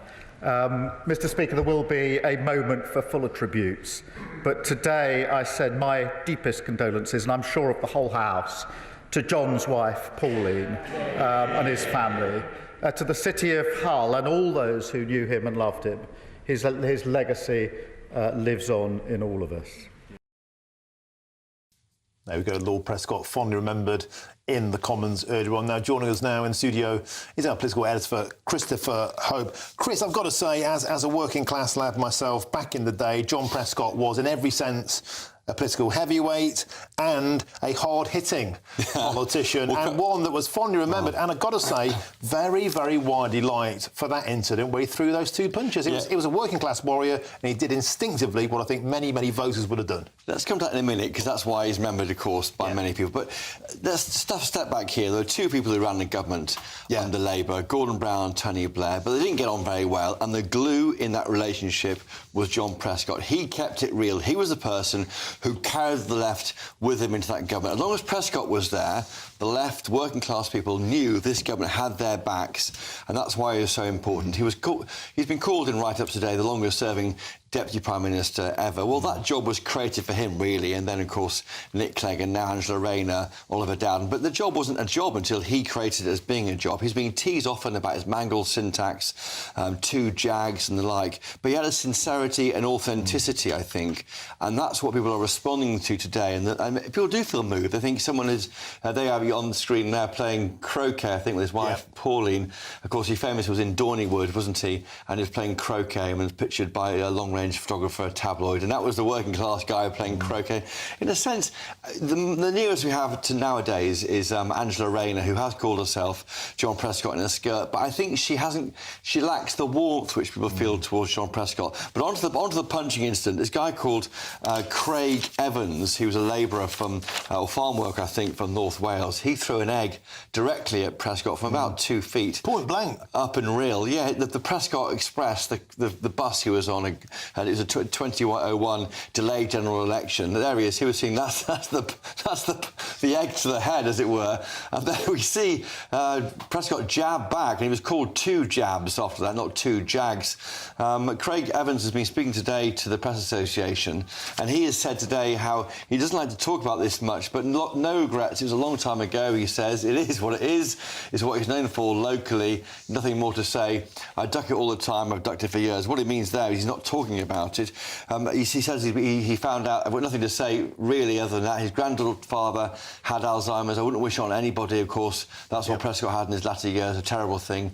And I think he's showing, I think even Craig there, not holding anything against him. And as you said, Martin, your experience of growing up as a working class lad from Nottinghamshire, you found that punch cut through with your family. Yeah, and absolutely cemented his position as somebody who was relatable, somebody who was genuine, somebody who was instinctive. I mean, he was trained as a boxer when he was younger, and I think it made people like him a lot more. We can see it again. I've watched this video, I think, hundreds of times, Chris, and, you know, of course, today is an austere, it's a sombre day, you know, Lord Prescott has passed away, but at the same time, you saw that even his Labour Party colleagues smiling away, and that's because they remember him with huge fondness. People saw that and thought, well, you know, some people, someone of his era, you know, he's going to punch back. It's annoying. And what do you say? No one was charged in that. The guy was led away in handcuffs. No charges brought against Prescott or against Craig Evans. And Tony Blair said John is John. But, you know, in politics, punching a voter should be career-ending. It was career-defining in a positive way for him. It cemented, I think, you know, his likeability and reputation amongst working classes. And isn't it touching almost how Craig Evans is paying him tribute? He's the guy who said, I've ducked it for these years. He didn't duck the punch. punch. He got him square in the kisser. Well, let's talk about this now further with a former colleague of Lord Prescott, and of course that's the former Labour Minister, Jeff Hoon. Jeff, welcome to the show. We're speaking very, very fondly here, being slightly facetious. Of course, Lord Prescott was a formidable politician, and of course you were in that Parliament, that golden Parliament of the Tony Blair years. Tell us about your recollections, your memories of John Prescott. Well, certainly politically, I recall week in, week out, the partnership between John Prescott and Tony Blair. They were very different men, very different human beings, but they worked together in a way that I think defined Labour from 1997 onwards. I joined the cabinet in 1999 and watched the two of them work together, both in cabinet and obviously beyond. And it was that partnership that I think was the defining aspect of the government, because they brought very different skills to bear. Tony Blair, obviously a charismatic leader, very articulate, highly intelligent. John Prescott, highly intelligent and contributing in a very different way to the government by ensuring that the Labour Party, the trade union movement, and those perhaps further to the left were supportive of what the government was doing. But of course, as you say, Jeff Hoon, it gave that bridge between the traditional working classes, you know, the northerners, people like myself from the coal belts. We related absolutely to people like John Prescott. And then Tony Blair, the new kid on the block, you know, the more cerebral, the more progressive, the new Labour branch. But together, it was they meshed together and they gave the party that credibility with both camps. And that is where you win elections, right? You please both sides of the party and bosh, you get a massive majority. That's right, but I wouldn't want to suggest in any way that John Prescott was not progressive. He had a series of ideas that actually were ahead of their time. He negotiated the Kyoto Agreement at a time when environmental politics wasn't necessarily well thought of. He put forward ideas for regional government, and I personally regret that they did not succeed. He had a whole set of ideas in transport, born out of his own experience, I suspect. But he was somebody who thought about politics, but he thought about it in a very practical way. He wanted to get things done. And he saw that relationship with Tony Blair as a charismatic leader, the way in which he could deliver improvements for the British people. And Jeff Hoon, I'm joined in our studio by our political editor, Chris Hope. He has a question for you. Yeah, Jeff, welcome there. I just wondered how you reacted to news of that punch of Craig Evans back in 2001. You were probably on the election campaign at the same time. Did you think it was career-ending or career-enhancing at the time? I guess, if I'm honest, at the time, it didn't seem to be a remarkable thing for an elected politician to do. But on the other hand, I perfectly well understand what happens when the red mist descends, which is what I think happened. John was a very, actually, sensitive human being. And I think he's one of those people whose public persona was actually very different from his private personality. I had an office in the corridor in the House of Commons where cabinet ministers sit during the evening, often waiting for votes. And quite often his office, because it was immediately opposite mine, we'd sit and have a chat as we're waiting for the next vote. And he was a much more sensitive human being than, sadly, sometimes the pictures that you've been portraying demonstrate. He was interested in music. He was fascinated about other human beings and how they worked and how they saw the world. He was quite a different character from the way that sometimes he's been portrayed. And I think that got to him to some extent because people played on that and he reacted. But he was somebody who was a great deal more caring and concerned about the world, and perhaps sometimes that bruising image that people have talked about today would demonstrate. Actually, in private, he was a very sensitive human being. There we go. That's two sides of Lord Prescott. Two jabs and the softer side there. Wonderful stuff. Thanks for sharing your memories of Lord Prescott. It's the former Labour Minister, Jeff Hoon. Thank you very, very much. See, isn't that really interesting? We were talking in the break about, would that be career defining now? For example, if Nigel Farage was milkshaked by somebody and he turned around and gave them a clump, I wonder, would people be quite so forgiving these days, Chris? It depends. I mean, I don't know how it works. I mean, I think we have to test it out, whether he would have... I think at point blank, an egg would hurt. You've been egged yourself, haven't you? I have been egged. And it hurts. It does. Well, you don't know what it is. You don't. It's quite a crack on the back of your coconut. It's like, boof, it takes by surprise. That was point blank. It would have felt like a punch. And he turned around and bang, he did it instinctively, I think, what a lot of working class people would do. And I think it just enhanced his reputation as being ordinary, relatable and straight to the point. Jeff Huhne talks and correctly and fairly about the sensitive side of John Prescott, and I've heard that also from other politicians. But he did project the left-wing bruiser. I mean, I wouldn't say he shied away from that. That was the projection he gave us as members of the public. Yeah. Now let's move on to another topic that's caught our eye today, and that is Elon Musk has shared an image of Keir Starmer's plummeting approval ratings. There it is on your screen. It looks like he's gone off a cliff with the prediction that all establishment parties in the UK will get crushed in the next election. Now, after the world's richest man helped to save America and elect Donald Trump, might the UK be Musk's next target? Well, joining us now is a professor of politics at the University of Strathclyde, Sir John Curtis. Sir John, an absolute delight to have your company. We talk a lot, don't we, about foreign interference, outside influence on British politics, and yet Elon Musk has certainly taken a huge interest in politics this side of the pond, with Southport, with free speech, with Allison Pearson, the farmers' inheritance tax rise. Do you think Elon Musk could become something of an influence in the next election? And what would that do you think, to the credibility and reputation of British politics? Well, I mean, number one, sure, there's now a fair history of Mr. Musk being critical of the actions of the UK Labour government, and that kind of fits his political perspective more broadly. I guess he's entitled to comment, but of course, there are now questions being raised about whether or not some of his political activity is necessarily consistent with the business interests of the Twitter, now known as X, social media platform, which seems to be losing some people, certainly those who do not necessarily agree with Mr. Musk. But, that's by the by. Look, the truth is we have a Labour government that, despite its large overall majority, was elected with a relatively small share of the vote. Two, led by somebody who was not popular before he was elected. I mean, the graph you've just shown shows the decline since the election, but apart from a very brief honeymoon spell immediately in the wake of his election, Sir Keir Starmer has never been popular. Number three, we've got a government that is facing a very difficult situation to manage. We have a high level of taxation, we have public services that don't work, and we have an economy that's flatlining. That's a principal reason why voters voted against the Conservatives here. Oh, and by the way, important reason as to why they voted against Kamala Harris and the Democrats in the US. It's just that it's a simply different ideological spin, but it's the same cause. But now they're tasked with charged with the task of dealing with that. And certainly so far, Labour's standing in the polls, limited though those polls are at the moment, has fallen away quite markedly and quite early for an early government. So, yep.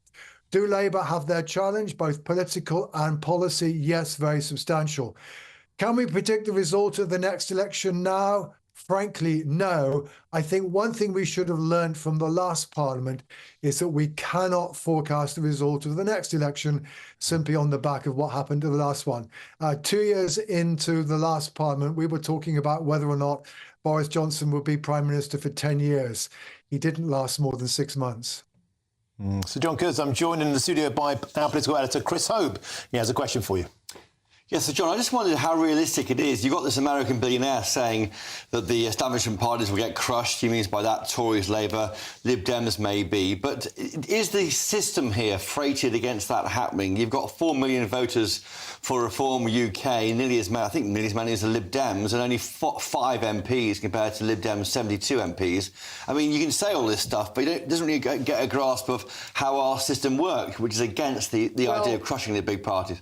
How our system has worked up to now, Christopher, I think there is no doubt, and this is where Elon Musk is perhaps right, it's not necessarily that we're particularly talking about a problem for Labour in particular, as to whether or not there is now a question mark over the future of our two-party system. And we know what happened in Scotland in 2015. It's not bound to survive. It got destroyed north of the border in 2015. It's now, to some degree, returned there.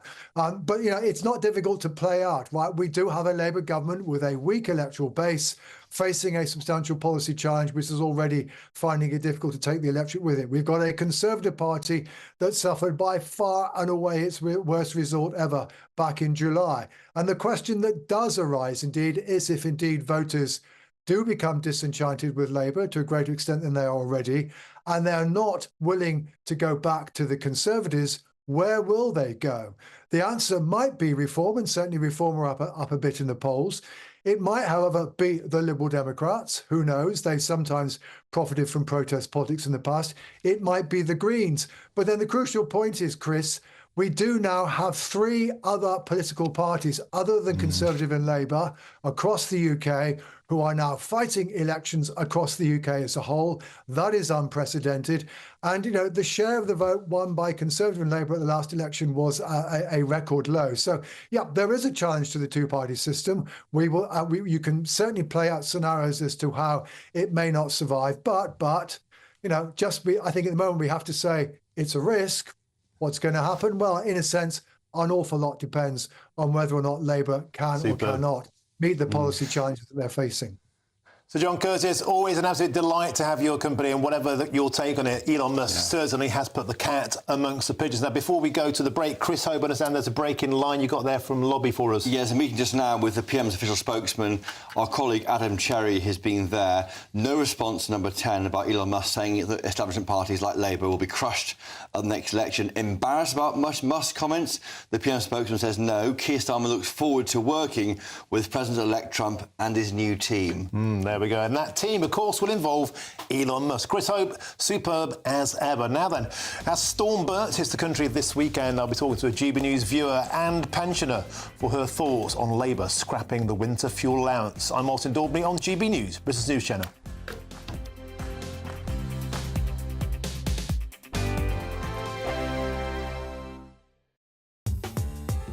I'm Christopher Hope. From pop stars to politicians, I'll interview anybody in a pub who's got a political opinion. Join me every Friday on Spotify, Apple Podcasts, YouTube or gbnews.com, or wherever you get your podcasts. This is GB News, the People's Channel. This is GB News, Britain's news channel.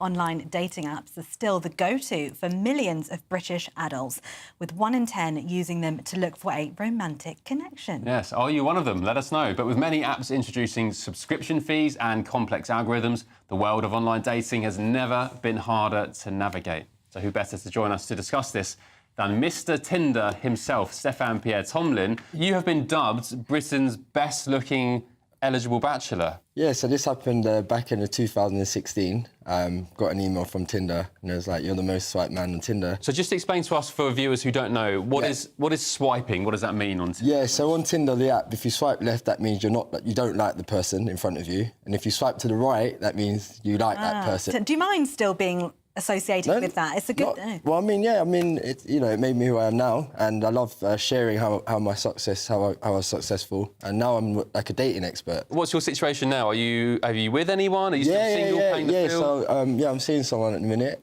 Things are going well, and I'm a dating expert, so I'm always giving advice to people. Does she know your title of most swiped? Of course, who doesn't? It's quite hard. It's quite hard being the most swiped man on Tinder because you get a label on you. So I find it harder than anyone else, to be honest. And where did you meet her? That's the big question. At an event. So not on Tinder?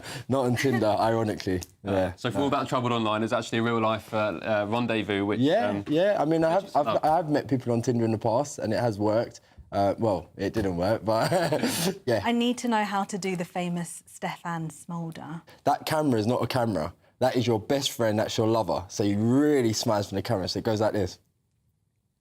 GB News, the People's Channel. We're proud to be GB News, the People's Channel. And as you know, we always love to hear your views. Now, there's a new way of getting in touch with us at gbnews.com/yoursay. By commenting, you can be part of a live conversation and join our GB News community. You can even talk to me, Bev Turner, or any of the members of the GB News family. Nightmare commute? Kick it up a gear with GB News Radio.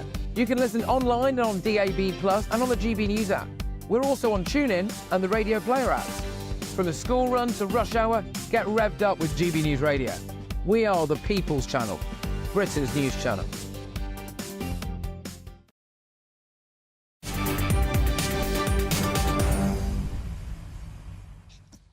Welcome back. It's approaching 4:28 with me, Martin Daubney, here on GB News. Now, loads of you have been in touch throughout the show so far. Two topics have really got you going. The first one is this talk about Elon Musk potentially getting involved in British politics, saying he thinks that the establishment parties will get crushed at the next election. Now, of course, minds quickly turn to the fact that a certain Nigel Farage spent a lot of time in America. In fact, he was there at that election night at Mar-a-Lago, and he's become something of a chum with Elon Musk. Elon Musk, of course, is continually commenting on British politics on the platform he owns, X, about the Southport riots. Two-tier key, he was getting involved in all of that debate. He's continually having a go at Sir Keir Starmer about free speech. The incident of Allison Pearson with the police, the Telegraph journalist, he said Britain has gone full Stalin over the inheritance tax raid, and now he's saying the establishment parties will get crushed at the next election. Celia has said this: I would absolutely welcome Elon Musk helping us here in Britain. He had a huge impact in America, and I think we need the same sort of politics this side of the Atlantic. That's a fair point, but don't forget, anytime somebody like Barack Obama got involved in Brexit, Conservatives, those from the political right, were absolutely livid about the facts. And it's foreign interference, so is it one rule for them, one rule for another? And something else that's got you going is John Prescott. A lot of people very, very fondly remembering that punch. 2 jabs, of course, he became known as. Let's get that video on screen now. I must have watched this about 300 times in my life. That guy with the mullet gets mullered. He throws an egg at point-blank range, Preza turns round, bish-bash, and it cemented him as, it has to be said, something of a legend. That punch, potentially, nowadays would be career-ending, but there it was career-defining. And Michael says this: I met John Prescott many times. In fact, he lived just 5 minutes away from me. He was always polite and chatty. Michael, I'm taking it you didn't throw an egg at him. Martin adds this: John Prescott was a hard-hitting politician, pun intended no doubt, who genuinely cared about the people he represented, not like the wet wipes who we currently have running the country. Martin, you should try speaking your mind.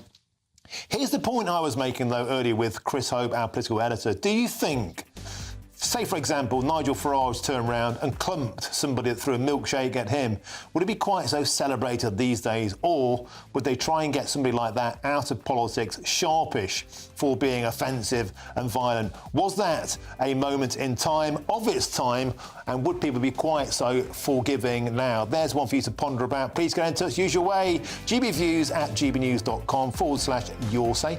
And there's lots more still to come between now and 5 o'clock, including the UK's first children and young people's bereavement charity, Winston's Wish, is launching its proposed all-party parliamentary group. It's an incredible charity, very, very moving, and I've got the CEO of that charity who's going to join me in the studio next. But first, here's your headlines, and it's Sophia Wensler.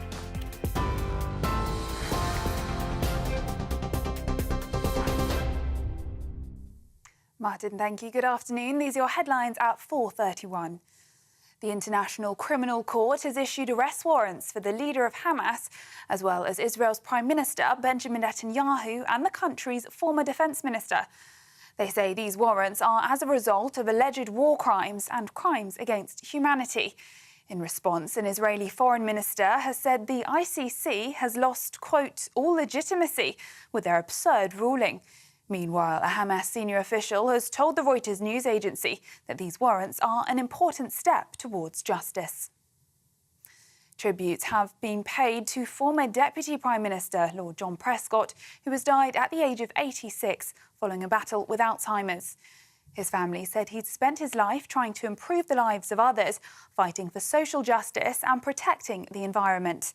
Earlier, former Labour MP Dennis McShane spoke to GB News about the important role John Prescott played in the party. Undoubtedly, without John Prescott, Tony Blair would not have been the Prime Minister he was. He brought the working class, the North, trade unions into New Labour's fold.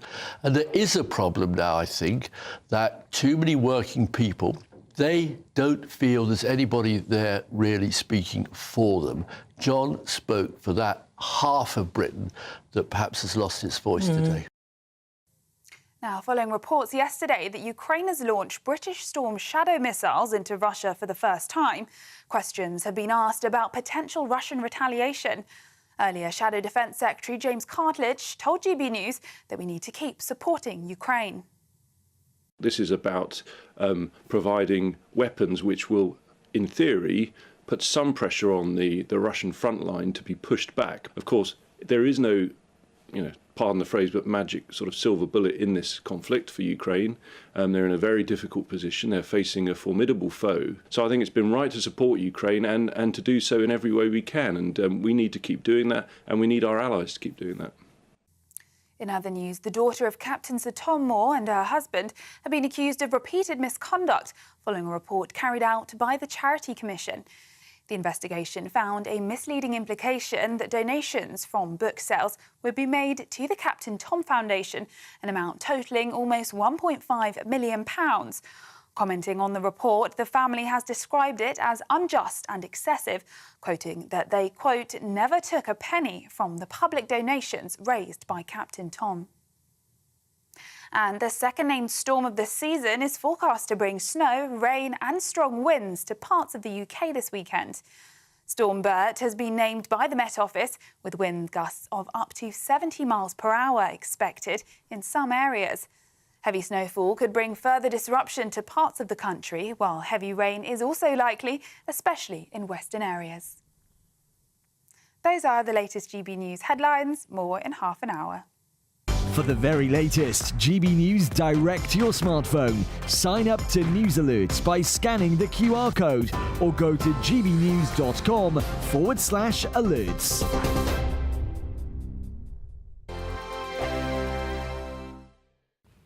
Hello, good afternoon. Welcome to your GB News weather update from the Met Office. We're still expecting wintry showers over the next 24 hours or so, which leads us to a snow and ice risk overnight, and it is still going to remain cold for the time being.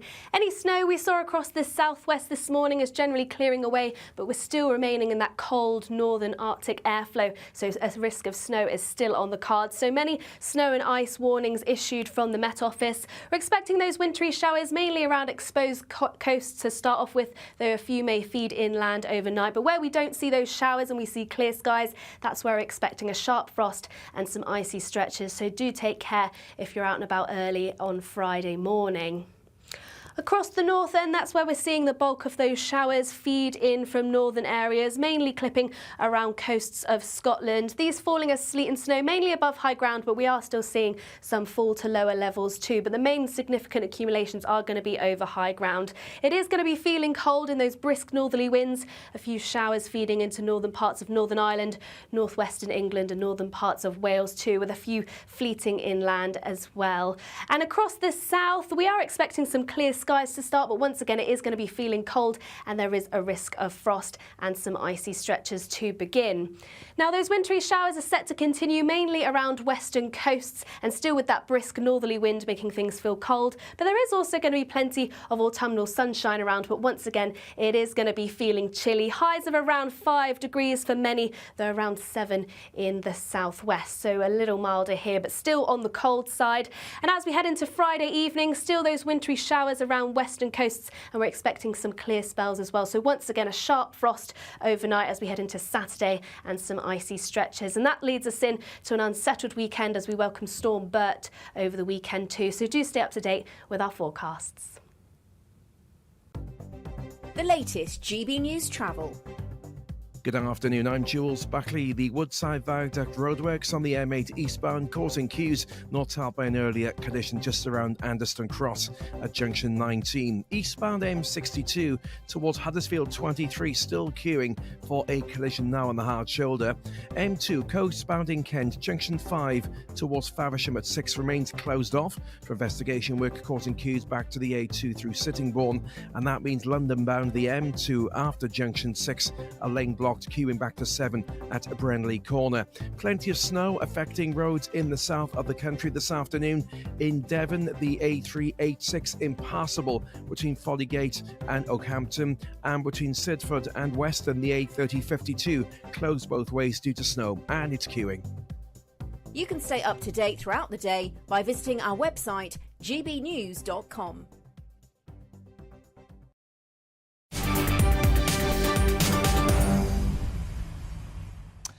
Welcome back. It's 4:38. I'm Martin Daubney for you here on GB News.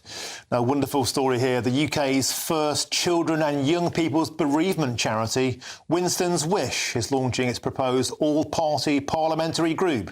And they're hoping to provide a voice for grieving young people in Parliament. And Harvey is one of those children that Winston's Wish has helped. Take a look. My name's Harvey and I'm 11. I have lots of animals. I love sport, and I got to know Winston's Wish from my mum dying, and someone recommended Winston's Wish, and it wasn't until a few years later when my dad died that Auntie Katie, or when he was ill with cancer, did she contact Winston's Wish, and that's how I got to know them, and I feel like they've helped me a lot. I think it's astonishing. I think it's a beautiful thing. I watched that several times now, and it really gets me every time. I'm delighted to say now I'm in the studio. I'm joined by the Chief Executive Officer of Winston's Wish, Fergus Crowe. Fergus, magnificent. You know what you're doing. I think it's genuinely beautiful. Let's start with the name, Winston's Wish. Where's that come from? Yeah, not immediately obvious, is it? Well, it's a link back directly to Winston Churchill. Our founder, Julie Stokes, was a clinical psychologist working in palliative care, and she realised that it was increasingly difficult to talk to children about what was happening to their parents, and she felt very strongly that actually she needed to do something about that. She got a Churchill Fellowship, went out to the States, did some research, came back, shared everything that she knew, started the charity, and somebody at a conference said to her, you know what, it would be Winston's wish that every child in the UK had the opportunity to get the kind of support that you want to give. Wonderful. There's got a Winston Churchill connection there. And tell us about the types of kids, young people that come your way, and how do they find you? What challenges do they face and how do you help? We support thousands of children and young people every year across our range of services, mostly digital now. And one of the problems that we have is it's really difficult for children, families to find us. You don't always need a bereavement service, of course, and when you do, you need one really fast. So one of the things we're trying to do is to raise awareness of the services and the support that we offer. We offer lots of information and advice and guidance. We have on-demand services, so Helpline, a live chat service where anybody can get support that they need when they need it. And of course, we have referrals into services where children need much more support, clinical, therapeutic support. And some of the children that we reach are very vulnerable. They might have experienced very traumatic or complex bereavements, and those children really, really do need significant help.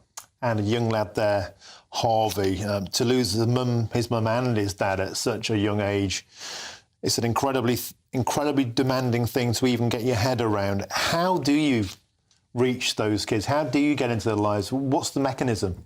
Well, stories like Harvey's are as inspiring and moving to us as they are to you. Harvey's courage and resilience and his ability to tell his story is really quite amazing, and we find that very sustaining.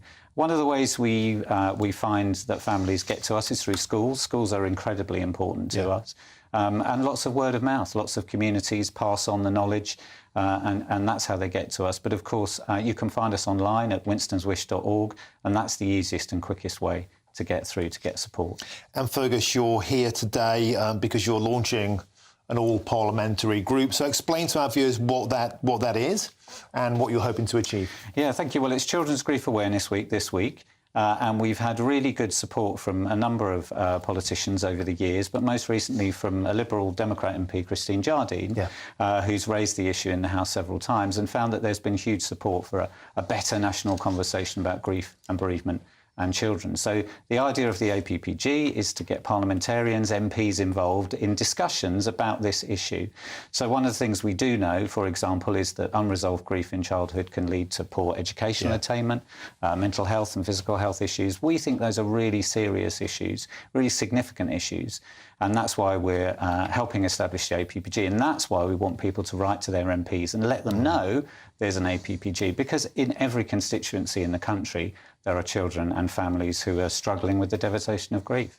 And we know that a lot of politicians watch this show. If you're out there and you're a member of Parliament, this is a wonderful thing to get involved with. Get in touch with me if you want, get in touch with GB News if you want, or get in touch with Winston's Wish. But tell us about some of your success stories, because we hear so often, don't we, of this grief can become destructive if it's not processed in the right way. We know that later life opportunities and outcomes can be diminished educationally. There can be increased addiction. So it's so vital that this early intervention is administered.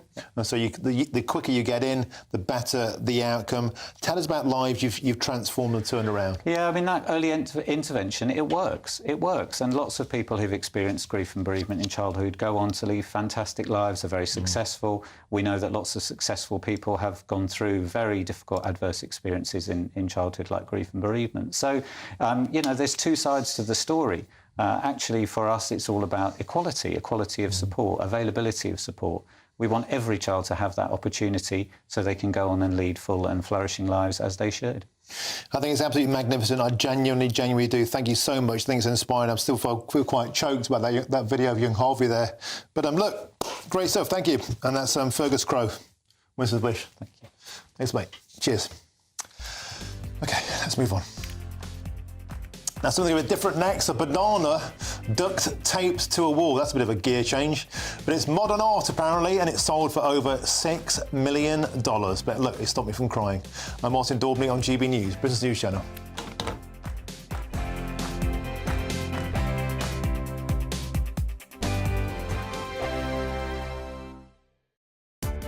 Welcome to State of the Nation, daily plunge into the stories shaping our country.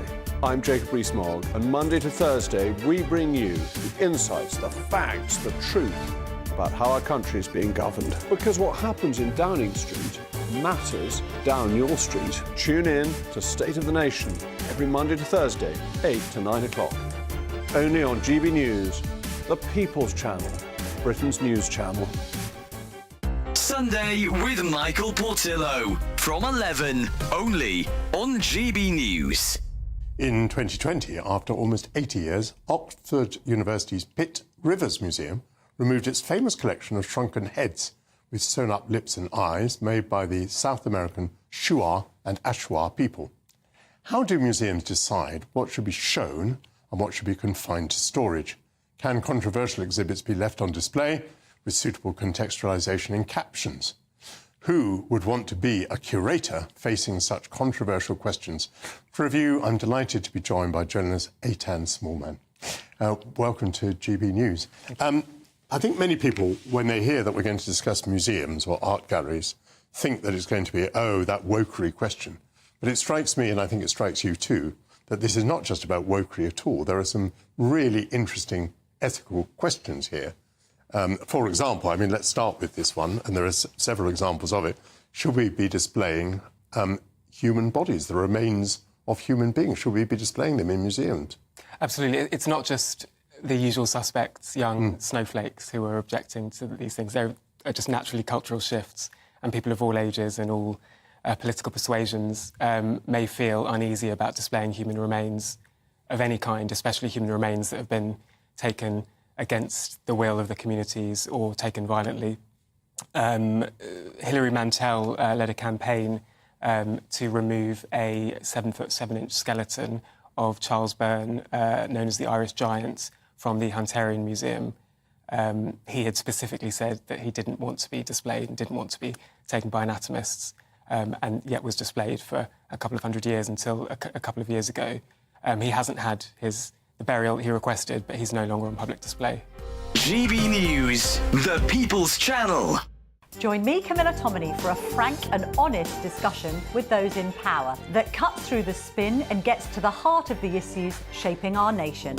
You haven't confirmed that you want to stand as leader, but you haven't ruled it out either. This report basically says that he's not fit to stand trial. Is he indecisive?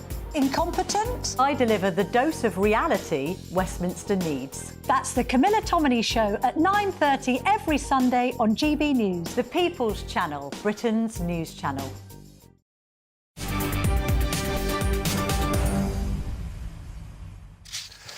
Welcome back. Your time is 4:47. I'm Martin Daubney here on GB News. Now, this story is completely and utterly bananas. A fruit duct taped to a wall sold for a whopping and eye-watering $6.2 million at auction. There you can see it. Look, it's a banana gaffer taped to a wall. That's it.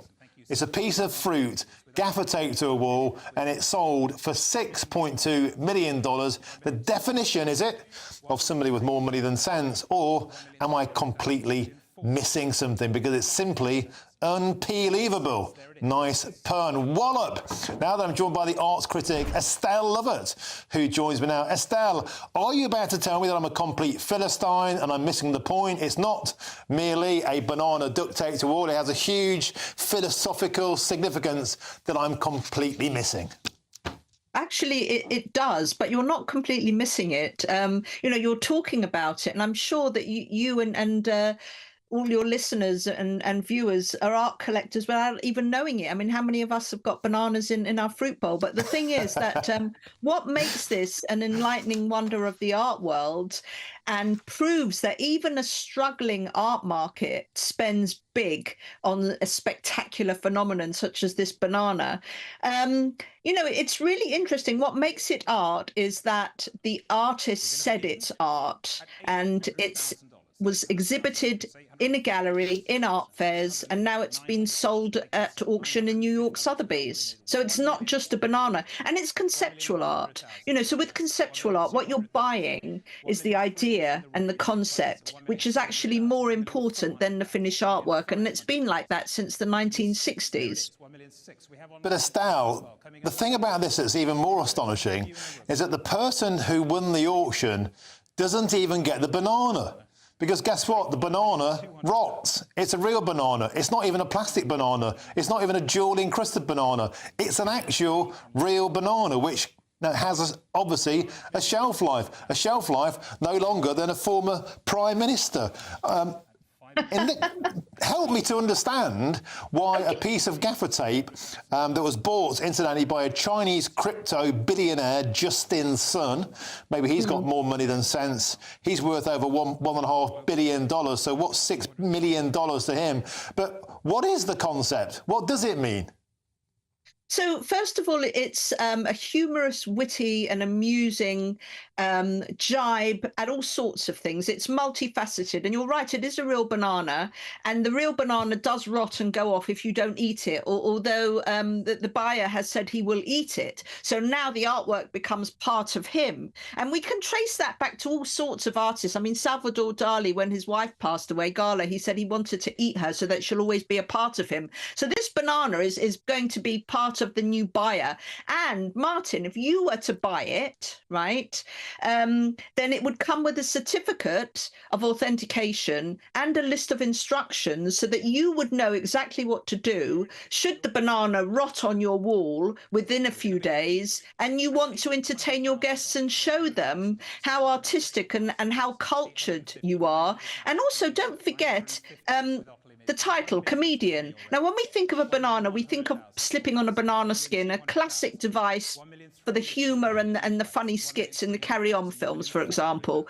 But what about Andy Warhol and the Velvet Underground cover with the bananas? What about the banana as a double entendre, the phallic quality about it? It makes us think about our world. It makes us think about the art world. It makes us think about capitalism.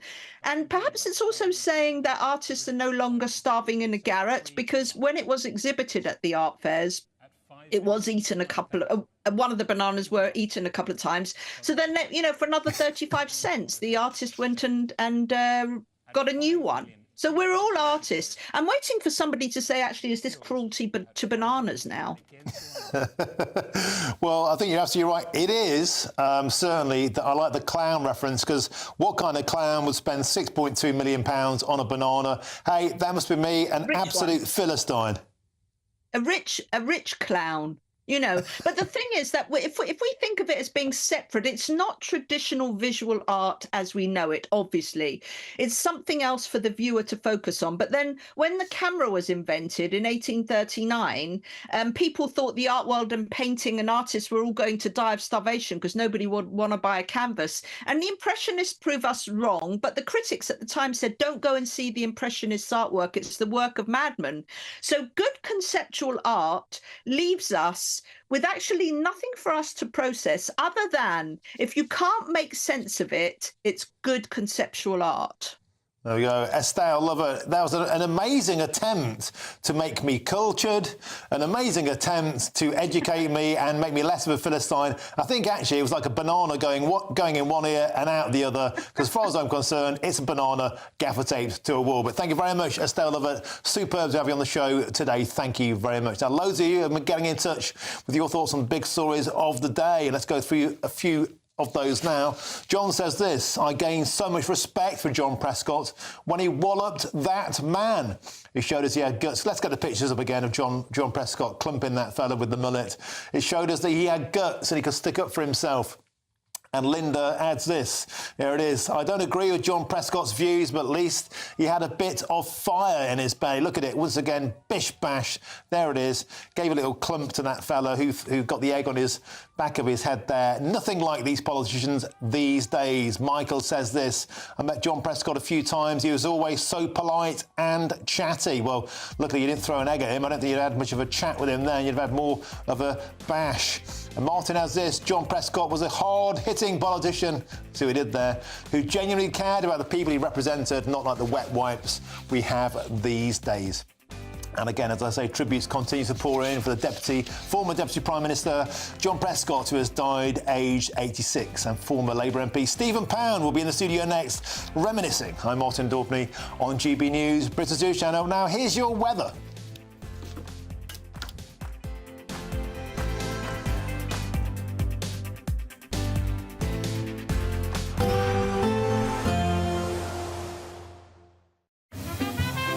Heavy showers first thing will be followed by a warm, cosy day. Boxed boilers, sponsors of weather on GB News. Hello, good afternoon. Welcome to your GB News weather update from the Met Office. We're still expecting wintry showers over the next 24 hours or so, which leads us to a snow and ice risk overnight, and it is still going to remain cold for the time being. Any snow we saw across the southwest this morning is generally clearing away, but we're still remaining in that cold northern Arctic airflow, so a risk of snow is still on the cards. So many snow and ice warnings issued from the Met Office. We're expecting those wintry showers mainly around exposed coasts to start off with, though a few may feed inland overnight. But where we don't see those showers and we see clear skies, that's where we're expecting a sharp frost and some icy stretches. So do take care if you're out and about early on Friday morning.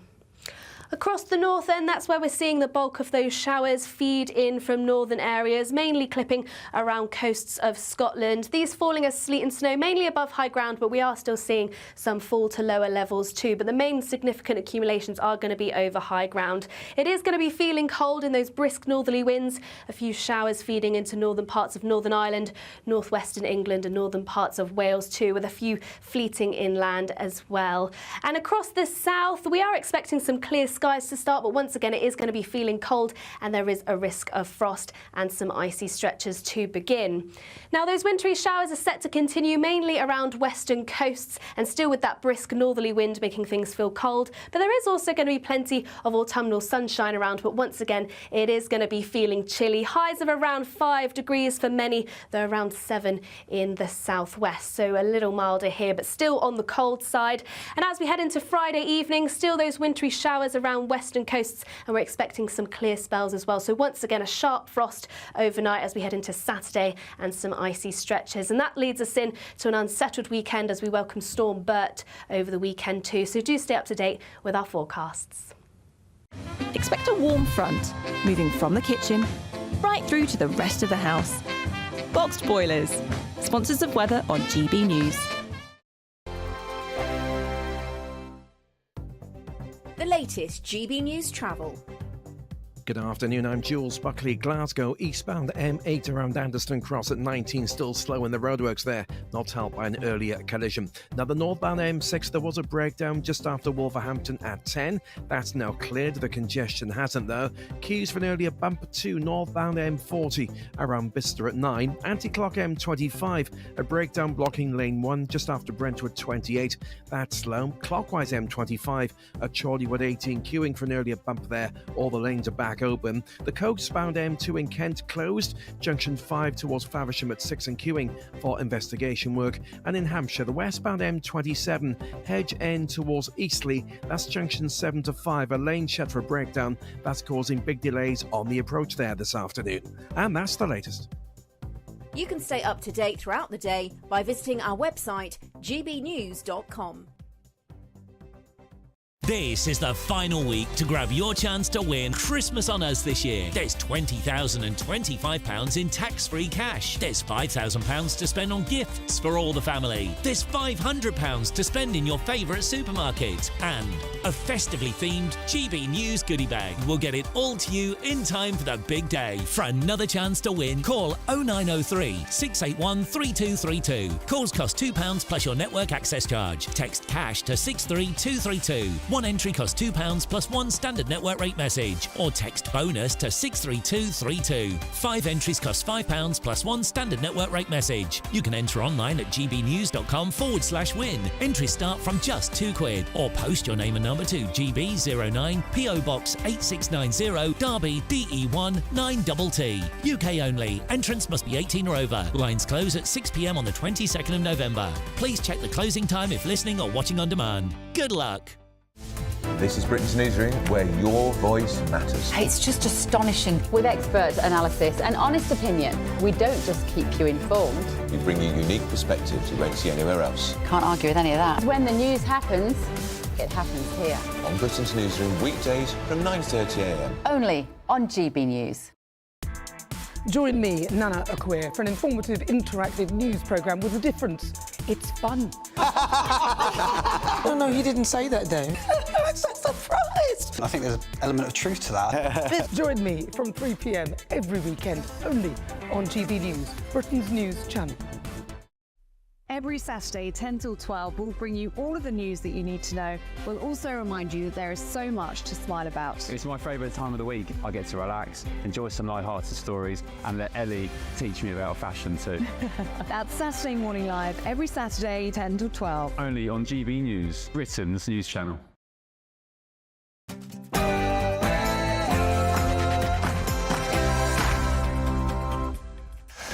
Very, very good afternoon to you. It's 5 p.m. and welcome to the Martin Daubney Show here on GB News. We're broadcasting for you live from the heart of Westminster and all across the UK. On today's show, as the tributes continue to pour in after the sad death of Labour heavyweight Lord Prescott, I'll be joined in the studio by Labour MP Stephen Pound to look back over a colourful life.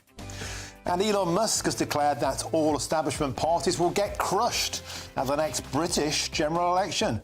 After the world's richest man helped save America and elect Donald Trump, might the UK be his next target? And might that mean Nigel Farage for Prime Minister? I'll be joined by Ben Habib to chat that one through. And on yesterday's show, I was joined by VIPs, very irritated pensioners who've been walloped by the winter fuel allowance cut.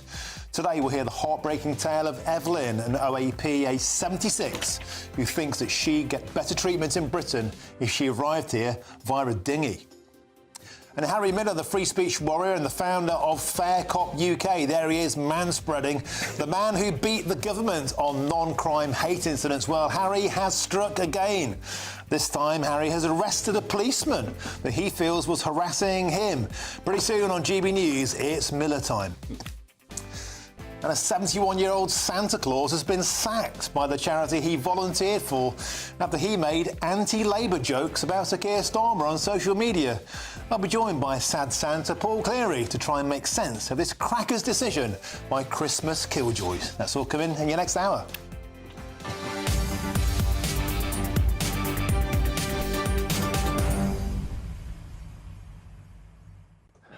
Welcome to the show. I'm joined in the studio by Ben Habib, by Stephen Pound, by Chris Hope. We're going to have a fantastic conversation looking back on the life and times of John Prescott and looking forward to potential Elon Musk, beg your pardon, getting involved, is he, in British politics? Saying on social media the establishment parties will get crushed. Might the UK be his next project? He owns X. He's got deep pockets. Could that mean good news for Nigel Farage's Reform Party UK? Is that the kind of thing you want, or is that foreign interference in British politics? Get stuck in by getting involved. gbnews.com/you'll say.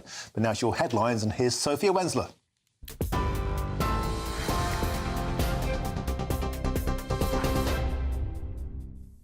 Martin, thank you. It's just gone 5 o'clock. These are your headlines from the GB Newsroom. The International Criminal Court has issued arrest warrants for the leader of Hamas, as well as Israel's Prime Minister, Benjamin Netanyahu, and the country's former Defence Minister, Yoav Gallant. They say these warrants are as a result of alleged war crimes and crimes against humanity. In response, an Israeli foreign minister has said the ICC has, quote, lost all legitimacy with their ruling on Netanyahu and Gallant. Meanwhile, a Hamas senior official has told the Reuters news agency that these warrants are an important step towards justice. Tributes have been paid to former Deputy Prime Minister Lord John Prescott, who has died at the age of 86 following a battle with Alzheimer's. His family said he'd spent his life trying to improve the lives of others, fighting for social justice and protecting the environment. Earlier, former Labour Prime Minister Tony Blair paid tribute to his former deputy. He was highly, highly intelligent. That was sometimes masked by, people used to make fun of his speeches and his use of the English language. But he was an incredibly direct communicator. And even if the syntax never quite made sense, the sentiment was very powerful and made complete sense. And I found him, we had our disagreements from time to time, but he was loyal, committed, and enormous help to me. And he had a fantastic gut instinct about politics. Now, Ukraine has claimed that Russia launched an intercontinental ballistic missile at its territory today, the first reported use of such a weapon during the war. However, a US official has disputed these claims, saying that it was an intermediate-range ballistic missile, not an ICBM. It follows reports yesterday that Ukraine has launched British Storm Shadow missiles into Russia for the first time. Earlier, Prime Minister Sir Keir Starmer told the Commons that the UK will continue to stand up for what is right. Ukraine has a clear right of self-defence against Russia's illegal attacks. So, Mr. Speaker, I say again, Russia could roll back their forces and end this war tomorrow. But until then, we will stand up for what we know is right, for Ukraine's security and for our own security. And we will back Ukraine with what is needed for as long as it's needed. Now, some breaking news. One of 6 British tourists being treated for methanol poisoning in Laos has died. 28-year-old Simone White from Kent had fallen ill after reportedly drinking free shots from a local bar in the resort of Vang Vieng. That's according to reports. 4 people had already died following the suspected poisonings in the Southeast Asian country, and we will bring you more as we get it. The National Crime Agency has taken part in a major international operation to target a Syrian organised crime group, which they say is one of Europe's key people smuggling networks. Led by Germany, the team has so far made at least 20 arrests in a series of raids across the continent, which took place yesterday. Those detained are alleged to be responsible for the smuggling of at least 750 Syrian migrants into the UK and Germany, charging each between €4,500 and €12,000. Home Secretary Yvette Cooper says the UK will continue to work with international partners to stop people smuggling. This is one of the largest ever law enforcement operations against people smuggling gangs right across Europe, with arrests in many different countries, including here in the UK. And it just shows why it's so important for us to work internationally, as we're determined to do with our Border Security Command, in order to go after these dangerous gangs that are undermining border security and putting lives at risk. In other news, today marks 50 years since the Birmingham pub bombings, which took place on November the 21st, 1974. In the attack, 21 people were killed and hundreds of others were injured when bombs were detonated at two city centre pubs. This afternoon, a service, including a period of silence, was held outside New Street Station in Birmingham to allow people to gather and pay their respects 5 decades on. And it's Deck the Halls at Windsor Castle as the royal residence gets into the festive spirit. The Royal Collection Trust has said that the theme this year is red and gold in order to symbolise what they called the royal magnificence. They added that the main Christmas tree, which is decked in some 3,000 lights and hundreds of decorations, was taken from the nearby home park and will be replanted after the festive season. Those are the latest GB News headlines. Now it's back to Martin. For the very latest GB News direct to your smartphone, sign up to News Alerts by scanning the QR code or go to gbnews.com/alerts.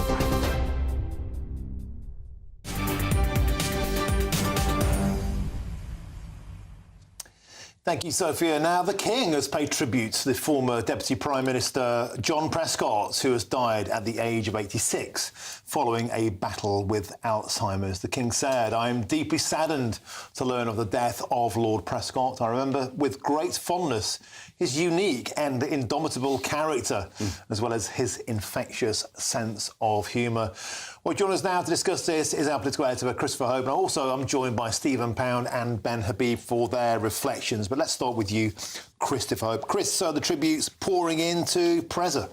Yeah, and the King goes on to say that he gives credit to him and you know, with his wife, Pauline, family, loved ones, and says also that he was the UK's longest-serving Deputy Prime Minister, and everyone is saying that now. But I think that's a little bit of a distraction on his record. Yes, he was the longest-serving deputy, but he's also the first one. The job was created for him because of his importance in managing that relationship at the top of government between Gordon Brown and Tony Blair. Without John Prescott, I mean, Steve Pound may agree, without John Prescott, that relationship would not have worked. He simply was the grease between those two great cogs in government. He had sincerity, I think, authenticity, and that's what people are mourning. There are pretenders to the crown of Prescott at the moment. We know Angela Rayner says she is John Prescott in a skirt, but she hasn't earned that right to be as revered, I think, publicly as John Prescott was and is. I think, you know, people tease him about his mangled syntax, but he came from a very humble background to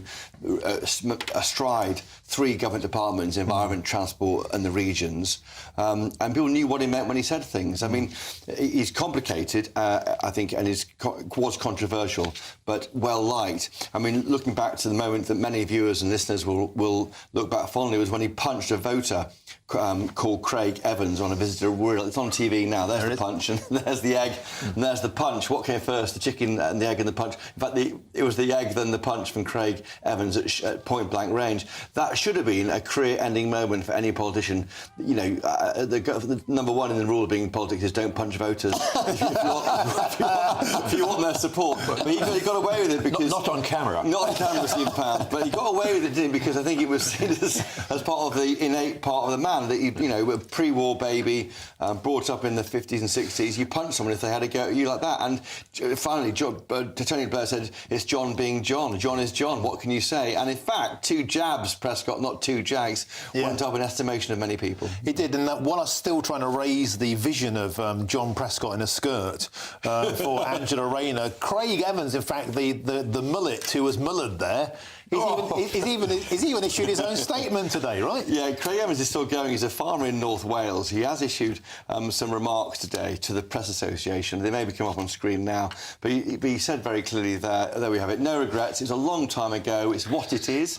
It's what I'm known locally for. Tell me, Craig. I've got nothing else to say, really. I duck it all the time. I've ducked it for years. That means request to go on TV and talk about it. Well, he didn't duck the punch. He goes on to say, he's got nothing to say other than the thoughts of his family. My grandfather had, on a serious note, my grandfather had Alzheimer's. I wouldn't wish it on anybody. Of course, Prescott had Alzheimer's in his later years. It's a terrible thing. It robs a person of themselves. He's sad for his family and the people around him. Well, good for Craig Evans. Exactly right, I think, to say. OK, Stephen Pound, let's bring you in now. Of course, a former colleague of yours. Preza certainly was known as a rough diamond, though. He was indeed. I mean, his legacy will probably be his efforts of devolution and actually, taking power away from Westminster. But some of us remember... Awful legacy. Marvellous legacy. Awful legacy. Look, when it's completed, Ben, when it's done, when it's a job, it's work in progress. But we used to have a magazine called Labour Weekly, which obviously came out every week, and Chris McLaughlin, I think, was the editor of it. And there was a picture on the front of it one day of John Prescott in a wetsuit emerging from the Thames, looking like a great glistening seal. And he had in his hand a jar which contained a Chinese mitten crab, which was an invasive species, which is... Yeah. Anyway, he said, I'm calling this Peter, and you can guess who I'm calling it after, can't you, Mandelson? and in the Whip's office, jaws dropped. How are we going to get away from this? And, of course, it was, Prescott being Prescott. Yeah. But we actually lost a council by-election in West London on the day that he had the Jaguar to take to in Bournemouth when we had the Labour Party Two conference. Jags, he was called then, of course. Because he didn't want to upset Pauline because she just had a hair done. and the Tories, devious so-and-sos that they are, printed off 1,000 copies of the front page of The Sun, which had this thing about, talk about one jag for me, two jags for you, plastered it all over the world, and we lost what has been a very safe Labour ward. So I look back on John Prescott with mixed emotions. I've got to say, on the Jags issue, he gave the cars back when one of his big things was the Kyoto climate. Well, when he got caught. Yeah, but he saw the light. Late 20-teens, he gave them back and then because he thought they were polluting vehicles. But can you imagine Ed Miliband with the Jag now, with two petrol filling? It had a double tank, didn't it, the Jags? Do you remember? You had to fill them up 8 miles a gallon, I think it was. but on a serious point, before we move on to talk about Elon Musk and him getting involved in British politics with you, Ben Habib, he did... I'm a working class lad from the coal belt, and he did have that connection with those communities, which helped to bridge that thing between Blair, the cherubic as he was then, fresh-faced, progressive, more liberal, more metropolitan. He went on to become something quite different. But nevertheless, do you think Labour these days has lost that working class credibility that someone like Preza brought? Well, to a certain extent, that working class doesn't exist anymore. I mean, you're the son of a miner. You're from Nottinghamshire coal pits. Just those people aren't around anymore. It's a different thing. But I think on Prescott, his legacy, I mean, wasn't Heseltine Deputy Prime Minister? For quite a long time. So I'm not entirely sure whether the post was actually invented for John Prescott. Yes, he was, under John Major. That's right. Under John. So, we've had it before, but it's pretty much made. But the thing about him being the grease between the cogs, when Aung San Suu Kyi visited Westminster Hall, I can remember, she to address the Houses of Parliament, and there was you had Tony Blair and Gordon Brown sitting side by side, and you could the air was crackling, frozen between the two of them. And I remember thinking that Aung San Suu Kyi was well, I've got one Nobel Peace Prize already. Could I possibly get another? Before Preza got stuck in. But we said, no, John Prescott's got the job. Great. Right, let's move on to our second topic for your delectation this hour, and it's this. Elon Musk has shared an image of Keir Starmer's plummeting approval ratings with the prediction that all establishment parties, there it is, look, going off a cliff there, with the prediction that all establishment parties in the UK will get crushed in the next election.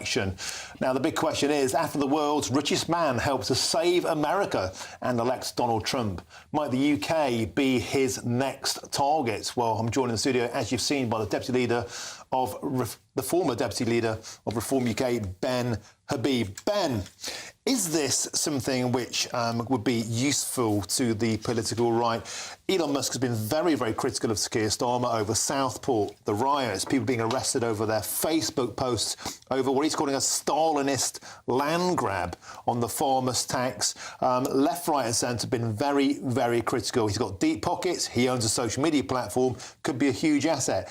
Would he be useful to British politics? And when he says the establishment parties deserve to be crushed, I'm assuming he means his new friend Nigel Farage could be the beneficiary. Yeah, so, I mean, it's interesting. Starmer, in addition to irritating Donald Trump, also irritated Elon Musk. Do you remember? Because he refused to invite him to that meeting where they had the great and good of the corporate world and how they were going to drive British investment forward, and they shunned him. And, of course, you know, he's not going to take kindly to that. But I think what is terrific about the change in presidency in the United States is that we now have, for the first time in any major Western country, a president who is more for democracy than he is for liberalism, who stands against rampant immigration, who stands for deregulation and for cutting taxes. That goes against the grain of the entire form of governance that we've had since Tony Blair came to office for the last 27-odd years, including Conservative parties. And I think what Musk is driving at, and which I hope this country will be a massive beneficiary, is a change of direction so that we start putting the United Kingdom first, the way Trump keeps saying he's going to put the US first. And the only way, by the way, that we can now succeed as a country with the US putting itself first is if we do the same as the US. We put ourselves first, deregulate, cut taxes, or we will lose all our capital, we'll lose all our intellect, businesses that otherwise would have come to the United Kingdom, they'll go to the US. So the narrative is going to change, and the challenge to the Conservative Party and to Nigel Farage, the Reform UK party, is, you know, who's going to carry the mantle for the delivery of that new form of governance, the narrative. But here's a big question for you. The political right are the first to whinge like babies if anybody interferes in British politics from the other side. For example, when Barack Obama came over and said, oh, you'll be at the back of the queue if you Brexit, Conservatives, Brexiteers, I was like, keep your nose out of our politics. What's different about this? Is it actually legal to be doing this? So this isn't Elon Musk interfering in an electoral process. Barack Obama came here in the run-up to the referendum and was telling us that we would be at the back of a queue, an expression he would never have used if Cameron hadn't planted it in his mind. He was interfering in a referendum. And the Labour Party has form again for this. You know, if they hadn't already irritated Donald Trump enough, they sent a whole cohort, as I'm sure viewers remember, over to the US to campaign for the Democrats. Well, I wasn't very successful. But no, I mean, but the other thing, just to highlight here, is that somehow Musk has painted, and Donald Trump has successfully painted himself as anti-establishment. Of course, he stood for the Republican Party. Now, can Kemi reinvent the Conservative Party to the extent necessary to paint herself as the opposition effectively to the way Western governance has taken place for the last 20, 30-odd years? And that's going to be the challenge for the Conservative Party. Can it go to being a nationalist party to the extent required to see off reform and deliver the narrative itself? Stephen Pound, we've got a long way to go yet, of course, before any election in the UK. But things aren't looking rosy for Keir Starmer. The popularity is off a cliff. Is this a potential threat? You know, the machine of Musk plugging into British politics and causing a huge upset. Yeah. I think the one thing that could unite certainly the Labour Party would be a detestation of Elon Musk coming over here. But look, the interesting thing is he's actually saying, and a lot of people have said this, the establishment parties will lose. They lose in Germany, they may lose in France, they're certainly losing across Europe. In 4 years' time, the Republicans are the establishment. He is the establishment party. So by his own rule, he's stuffed in 4 years' time. But look, I think that the problem with Elon Musk at the moment, trying to actually say that the British Labour Party has no future, is that it's completely irrelevant. Yeah. If you look at, funny enough, talking about Nigel Farage, the front page of the Telegraph today, the Daily Telegraph, my second favourite newspaper, actually has a thing, the new leader is Jeremy Clarkson. They're saying that Jeremy Clarkson should actually come into politics and sweep the board and take over. He says it as Donald Trump, of course, I mean, the point about our politics here is the law is quite important here. I've been checking out with the electoral regulator.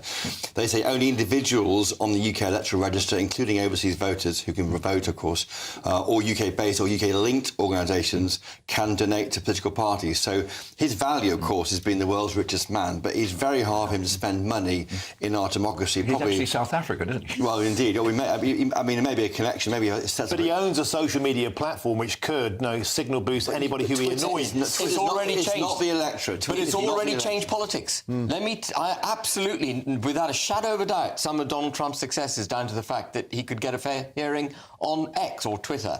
And that's down to Elon Musk owning it. And it does evidence, by the way, if evidence is needed, that big money can help big power.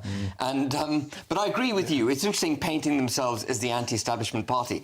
Trump did stand for the Republican Party. Well, Trump was a Democrat. He's a registered Democrat. So Farage's way back in, by that argument, is tunneling his way into the Tory party. It's some form of merger, Ben Habib. Now, that's a really interesting concept. And I've been puzzling over it because there are signs that might be going on. For example, the £8,000 helicopter flight to see Bamford in October. He's a big Tory donor. A big Tory donor. So why was he paying for Nigel to come and visit him? But I think there's a catch-22 with Reform teaming up with the Conservatives. And I think it's this, that if Kemi should do a deal with the Reform Party, with the Conservative Party in its current state, she will lose half a parliamentary party overnight. Yeah. So that won't happen. And if she doesn't, she'll lose them at the ballot box. And if she somehow manages to convince her Liberal Democrat faction that they should do a deal with Nigel Farage, she will no longer need a deal with Nigel Farage because she owns the narrative. So I don't think there's ever going to be a deal between the Tories and Reform. Well, they've also said there won't be. Let's see what happens. 4 years is a long time in politics. Stephen Pound, Ben Habib, Chris Hope, always an absolute pleasure. Great start to this hour. Beautiful stuff. Now, how would you like to win your entire Christmas this year on us at GB News? Well, we're giving you precisely that chance to do just that with the very latest Great British Giveaway, a festive bumper edition. Here's all the details that you need to try and get your claws on it. There's just 34 days until Christmas, and it's the final week to see how you could enjoy it on us. That's £20,025 in tax-free cash to make 2025 fantastic. £5,000 to spend on gifts for all of the family. £500 in vouchers to buy a slap-up Christmas lunch at your favourite supermarket. And finally, a GB News Christmas goodie bag. Plus, we're going to get it all to you in time for the big day. For another chance to win, call 0903 681 3232. Calls cost £2 plus your network access charge. Text cash to 63232. One entry costs £2 plus one standard network rate message. Or text bonus to 63232. 5 entries cost £5 plus one standard network rate message. You can enter online at gbnews.com/win. Entries start from just £2 or post your name and number to GB09 PO Box 8690 Derby DE1 9TT. UK only. Entrance must be 18 or over. Lines close at 6 p.m. on Friday. Please check the closing time if listening or watching on demand. Good luck.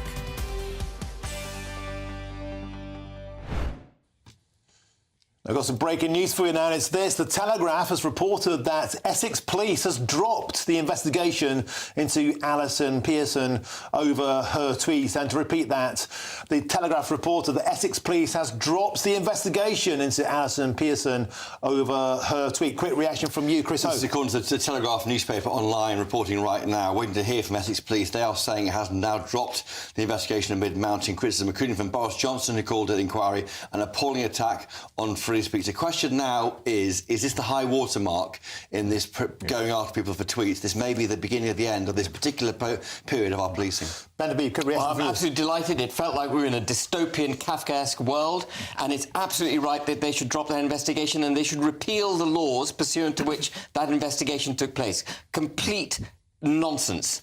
Stephen Bell. Yeah, I think they should repeal the Tory laws under which this was... It was David Cameron. I know, but look, sunlight has just burst through the stormy, wintry clouds. A new day is dawning. I think you're absolutely right, Mr. Hope. This is the beginning of a better world, a saner world, a more sensible world, where the coppers can go out and feel the collars of the scroats and the villains that we all want. That's what Keir Starmer wants. Absolutely right. He says, fight crime, effectively. Yeah. Well, Keir and I are on the same page. After he politicised the entire criminal justice narcissist. Yeah, gentlemen. Right, here we go. We've got two jabs. We've got the poundy pound. I can pound. It's coming up. It's all kicking off now. But isn't that great news? Look, finally, peace on earth and goodwill. Police the streets and not the blooming tweets. Gentlemen, thank you very much. Epic. Did you say police the streets and not the tweets? Correct. You're a genius. Well, there you go. Thank you very much. He's getting paid to say all this. Now, next, we hear the heartbreaking tale of Evelyn. This is a serious story, gentlemen. An old-age pensioner who thinks she'd get better treatment in Britain if she arrived here via a dinghy. I'm Martin Daubney on GB News, Britain's News Channel.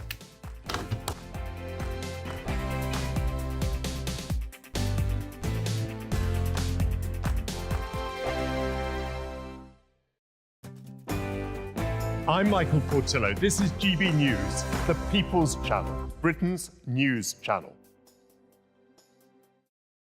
Nightmare commute? Kick it up a gear with GB News Radio. You can listen online and on DAB+ and on the GB News app. We're also on TuneIn and the Radio Player apps. From the school run to rush hour, get revved up with GB News Radio. We are the People's Channel, Britain's news channel. I'm Christopher Hope. This is GB News, Britain's election channel. This is GB News, Britain's news channel. Now we're joined now by Sophia Viraji, the co-founder of the Aelia Foundation, which was created due to the tragic passing of her 8-month-old daughter to leukemia. The foundation is doing some incredible work for children's cancer. Yeah, some really incredible stuff. They've just launched a PhD even where they're funding young doctors to specialise in childhood cancer as, get this, I wasn't aware of this, it's one of the most underfunded areas in the NHS. So not many sectors choose to go down that route, unfortunately. The charity, the foundation, have donated over £1 million worth of equipment to hospitals as well, and we're delighted to welcome Sophia. You've turned a tragedy and grief into triumph, I guess, and something so inspiring. Just tell us about that. Do you recognise that in yourself and the work you're doing? Yeah, I'm here to always honour my daughter and to always continue her name, her legacy, and to support all of these other children fighting against childhood cancer. It was all over social media. I mean, you were, at one point, probably one of the most famous families in this country because of Aelia and Aelia's fight. When you look back now at that time, does it give you comfort that you had so many people behind you? Absolutely. The community that we have got, the humanity that we've seen in the UK and all around the world, in fact, has really touched my heart. And that kindness, love and support has always been the backbone of carrying me through this, to give me hope, to give me belief. And it still inspires me and encourages me till today to continue to do that, to show that light, to show that courage and bravery. GB News, the People's Channel. In the GB Newsroom, we bring you the news as it happens. With our team of dedicated journalists across the UK. We're ready to keep you up to date with what's happening every half an hour, every single day. Bulletins here on GB News. The People's Channel. Britain's news channel. I'm Isabel Webster. Thanks for joining us on GB News, Britain's news channel.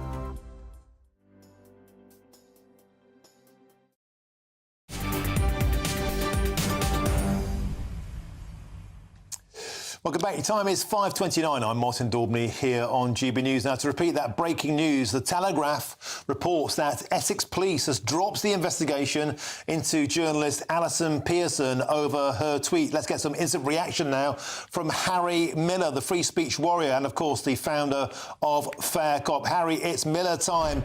You must be delighted that this has been struck off. I know you were down under when all was kicked off in Britain, but let's get your instant reaction to the fact Essex Police have seemingly done the right thing and dropped this case.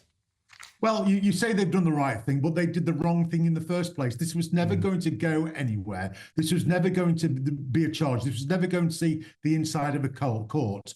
This is all about the process being the punishment. Most people, when they are confronted by the police, absolutely cack their pants, and rightly so, because we have a tradition in this country, a historic tradition of the police being fair and reasonable. But that is no longer the case. What the police do now is that they knock on your door, they accuse you of something, they have very, very little evidence. They put you through the mill, and then very quietly, somewhere down the line, they drop the action. But by that time, the damage has been well and truly done. So, of course, I'm delighted for Allison. That's great. It must be a massive weight off her shoulder. But that's not good enough. This is state harassment. This is harassment of a journalist, a member of the public, by Essex Police. They have achieved their end. They have done the damage. They have created a chilling effect on free speech. And from now on, journalists will think twice before they tweet, before they speak, before they write. So there's no need for it to go to court because they've done their job. This is the world that we are in. This is Keir Starmer's Stasi, and it is absolutely terrifying. So forgive me if my joy is not unbounded. It will be unbounded once we start prosecuting the police for these malicious communications and for these malicious actions. Then I'll be a happy man. But until then, there is much, much work to be done, because this is going on up and down the country. And it's only because Allison Pearson has a public stage. For most people who suffered this kind of iniquitous action by the police, it remains absolutely secret. It is a private hell for that member of for the individual concerned, for their family, for their friends. It's only because this has reached the light of day on the front pages of the Telegraph that Essex Police have backed down quicker than they otherwise would. I say what normally happens is they put somebody through the ringer, and then quietly, very, very quietly, months and months later, they say no further action on this occasion will be taken, but in the future, bite your tongue and you remain under investigation. And that has all the effect that is necessary. Well, Harry Miller, thank you for that immediate reaction to the case of Allison Pearson being dropped by Essex Police. Now, please stick with us, because after the news, Harry will tell us the astonishing story of how he arrested a police officer, a citizen's arrest of somebody who he felt was harassing him. You'll not want to miss it. We'll have more Harry Miller after the news. But first, here are your headlines, and it's Sophia Wensler.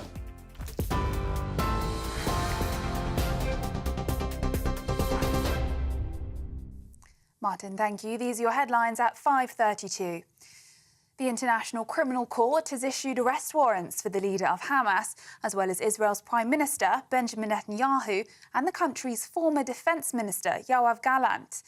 They say these warrants are as a result of alleged war crimes and crimes against humanity. In response, an Israeli foreign minister has said the ICC has, quote, lost all legitimacy with their ruling on Netanyahu and Gallant. Meanwhile, a Hamas senior official has told Reuters news agency that these warrants are an important step towards justice. The King has led tributes to former Deputy Prime Minister Lord John Prescott, who died at the age of 86 following a battle with Alzheimer's. In a message, King Charles said, "I remember with great fondness his unique character, as well as his infectious sense of humour." His family said he'd spent his life trying to improve the lives of others, fighting for social justice and protecting the environment. John Prescott was a friend, he was a colleague, but he was also a political colossus. He was a Labour titan. He was one of the all-time greats. He believed that, of course, everybody should have the kind of prosperity that he wanted for him and his family. And in private, you know, he was generous, he was friendly, he was incredibly warm. The former Labour Prime Minister Gordon Brown speaking there. Now, Ukraine has claimed that Russia launched an intercontinental ballistic missile at its territory today, the first reported use of such a weapon during the war. However, a US official has disputed these claims, saying that it was an intermediate-range ballistic missile, not an ICBM. It follows reports yesterday that Ukraine has launched British Storm Shadow missiles into Russia for the first time. Now, some breaking news. Essex Police has dropped its investigation into journalist Allison Pearson. That's according to the Telegraph newspaper. Miss Pearson was being investigated for allegedly stirring up racial hatred with a social media post made in November of last year. During a visit to Pearson's house, it's understood officers refused to tell her about the details of the post, which was being investigated, or who had made the complaint against her. However, it's now reported that the investigation has been dropped following widespread criticism. And the second-named storm of this season is forecast to bring snow, rain and strong winds to parts of the UK this weekend. Storm Bert has been named by the Met Office, with winds of up to 70 miles an hour expected in some areas. Heavy snowfall could bring further disruption to parts of the country, while heavy rain is also likely, especially in western areas. Those are the latest GB News headlines. More in half an hour. For the very latest GB News direct to your smartphone, sign up to News Alerts by scanning the QR code or go to gbnews.com/alerts.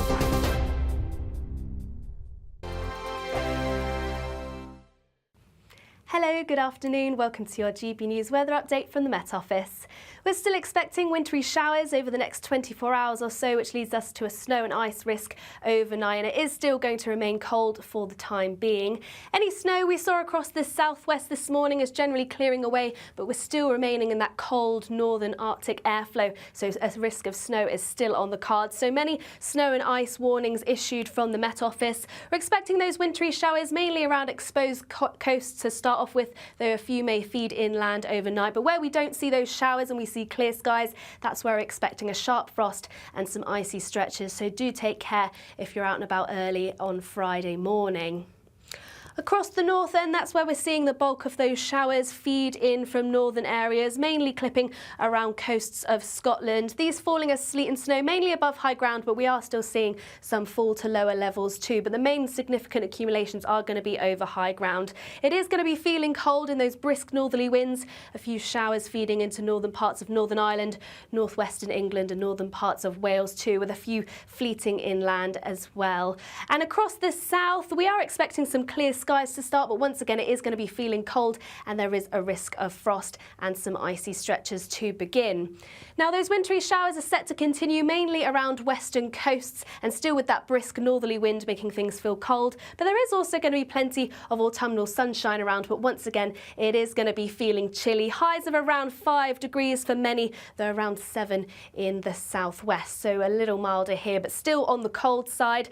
And as we head into Friday evening, still those wintry showers around western coasts, and we're expecting some clear spells as well. So once again a sharp frost overnight as we head into Saturday and some icy stretches, and that leads us in to an unsettled weekend as we welcome Storm Bert over the weekend too. So do stay up to date with our forecasts. The latest GB News travel. Good evening, I'm Johnny Ratner. Big problems in Warwickshire on the M6. The inside lane's been closed northbound from junction 2 to 3. The M69 to Coventry, they're recovering a car that's broken down. In Leicestershire, north of Hinckley, the A447, the Hinckley Road at Cadeby, that's been closed off for a police investigation. And heading into London on the M3, the motorway's down to a single lane at junction 1, the A308 Sunbury Staines exit, of course, where the exit slip is partly blocked. A lorry is on fire right on the slip road. Gloucestershire, north west of Cirencester, the A417 at Elkston, closed northbound following an accident. In Kent, the M2 has been shut both ways, junction 5 at Sittingbourne to 6 at Faversham for accident investigation work, and trains have been suspended, but in Exeter Central and Barnstable and Oakhampton in Devon, it's all down to a points failure at Crediton following the snow. That's the latest. You can stay up to date throughout the day by visiting our website, gbnews.com.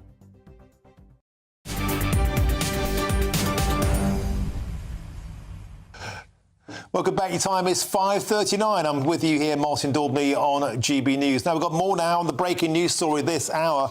The Essex police have confirmed that they have dropped the investigation into Telegraph journalist Allison Pearson.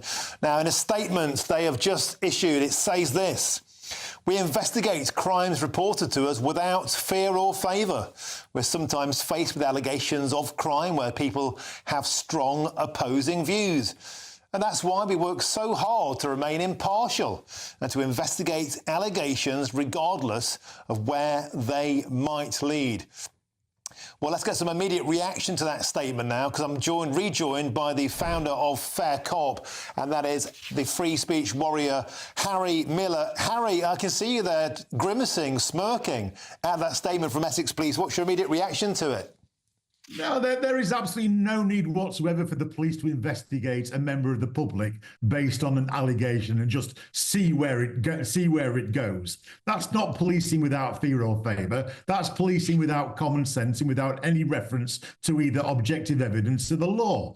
These people are complete and utter idiots, and every single one of them needs sacking. In fact, I'd go further than that. I would say that they need locking up for harassing members of the public. Let's never forget that the police are the armed wing of the state. And when they come knocking with their guns, with their tasers, with their pepper spray, with the ability to throw you into a cell and restrict your freedom, that is a terrifying and awesome thing. And they don't get to do that because they want to conduct a little bit of a political fishing trip, because they want to see if perhaps something that you've said might possibly stick. So I say, sack the lot of them. Absolutely. Everybody involved in Essex Police, everybody who sanctioned this investigation, everybody who should have given oversight to this investigation needs removing from office, and they need removing from office immediately because they are dangerous. I wouldn't trust them with a water pistol, let alone a taser and a set of keys for a prison cell. They need to go, and they need to go now, Martin. OK, Harry, get off that fence. You might get splinters in your backside. Now, let's move on to another astonishing story that you put on social media yesterday. Harry, you took the Crown to court and you beat them on non-crime hate incidents. You're a man without any fear, and now you've arrested a copper. Tell us more. Yeah, I did. I was invited. I was invited to attend a voluntary interview. When I said, how voluntary is this interview? In other words, what happens if I say, no, thank you very much? Will you arrest me? And they said, yes, we would definitely consider arresting you. And I said, well, it's not voluntary then, is it? Anyway, I went along and they were investigating me for under the new Online Safety Act, for spreading malicious and false information. Now, the false information that I'm meant to have spread is this. For 2 years, I was stalked by a serving police officer, a transgender officer from Leicestershire Police called PC Lindsay Watson. Eventually, after 2 years, I managed to get him sacked for gross misconduct and placed on the barred list. I wrote an article for The Critic about my police stalker.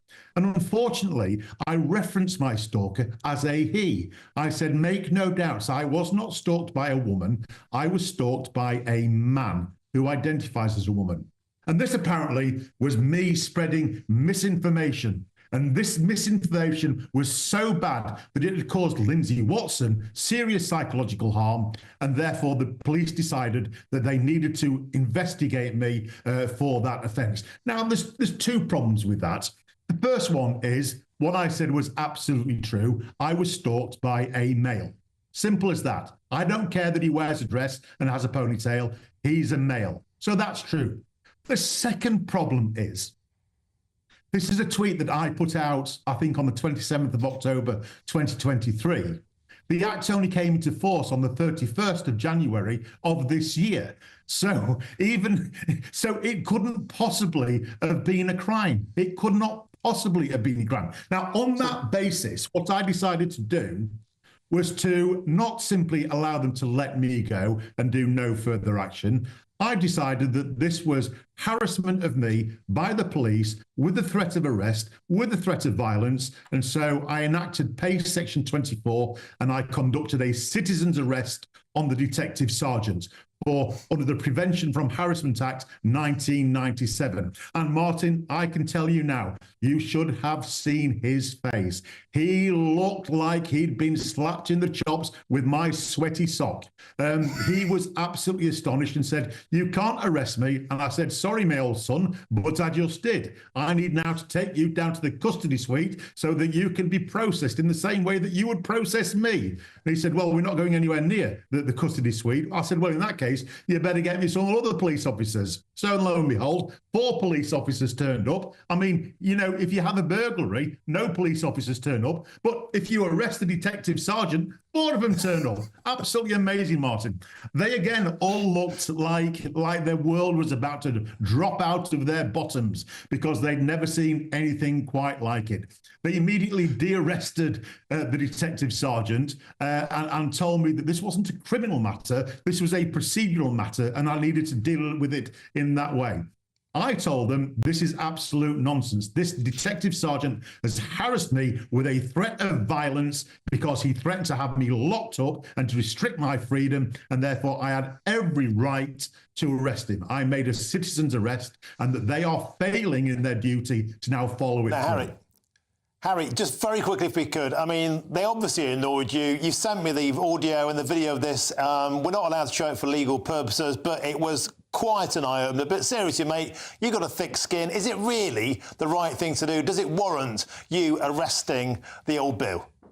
Yeah, absolutely, because somebody needs to make it clear to them that when they come after us, members of the public, using fake or non-existent law, that there is a consequence to this. And the consequence they need to face by using their threats of violence, by using nonsense like a voluntary interview, that there is a consequence. And I was going to make sure, and I will continue to make sure, that they reap the consequence of what they sow. So there you go, Martin. Harry Miller, phenomenal stuff as ever. Thank you very, very much for joining us on GB News. Now, we got in contact with Lincolnshire Police, who said this. A 59-year-old man attended Lincoln Police Station for a scheduled voluntary interview on Wednesday, the 20th of November. During his visit, the man made what was claimed to be a citizen's arrest on a police officer.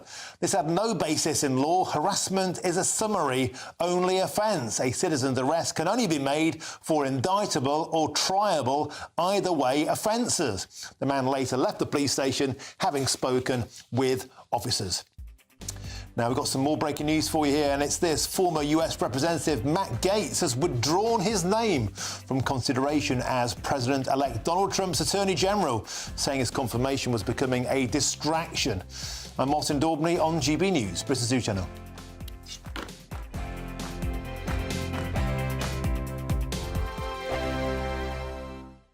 Good Afternoon Britain isn't just about us. The wonderful thing about this programme is it's about everyone watching. It's an interactive programme. Well, there absolutely is something to see here, and we're going to be talking about it more. Whether it's breaking royal news, Will, please bring us up to date. or indeed a particularly punchy speech in the House of Commons. Very, very curious. We bring it to you live, and then we bring you live reaction as well. That's Good Afternoon Britain, weekdays from midday. Only on GB News, the People's Channel, Britain's news channel.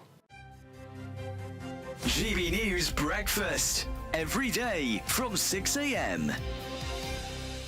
Young adults spend a few years living away from home at university, those who go to university, but many then have no choice but to move back in with their parents because of the rising cost of renting.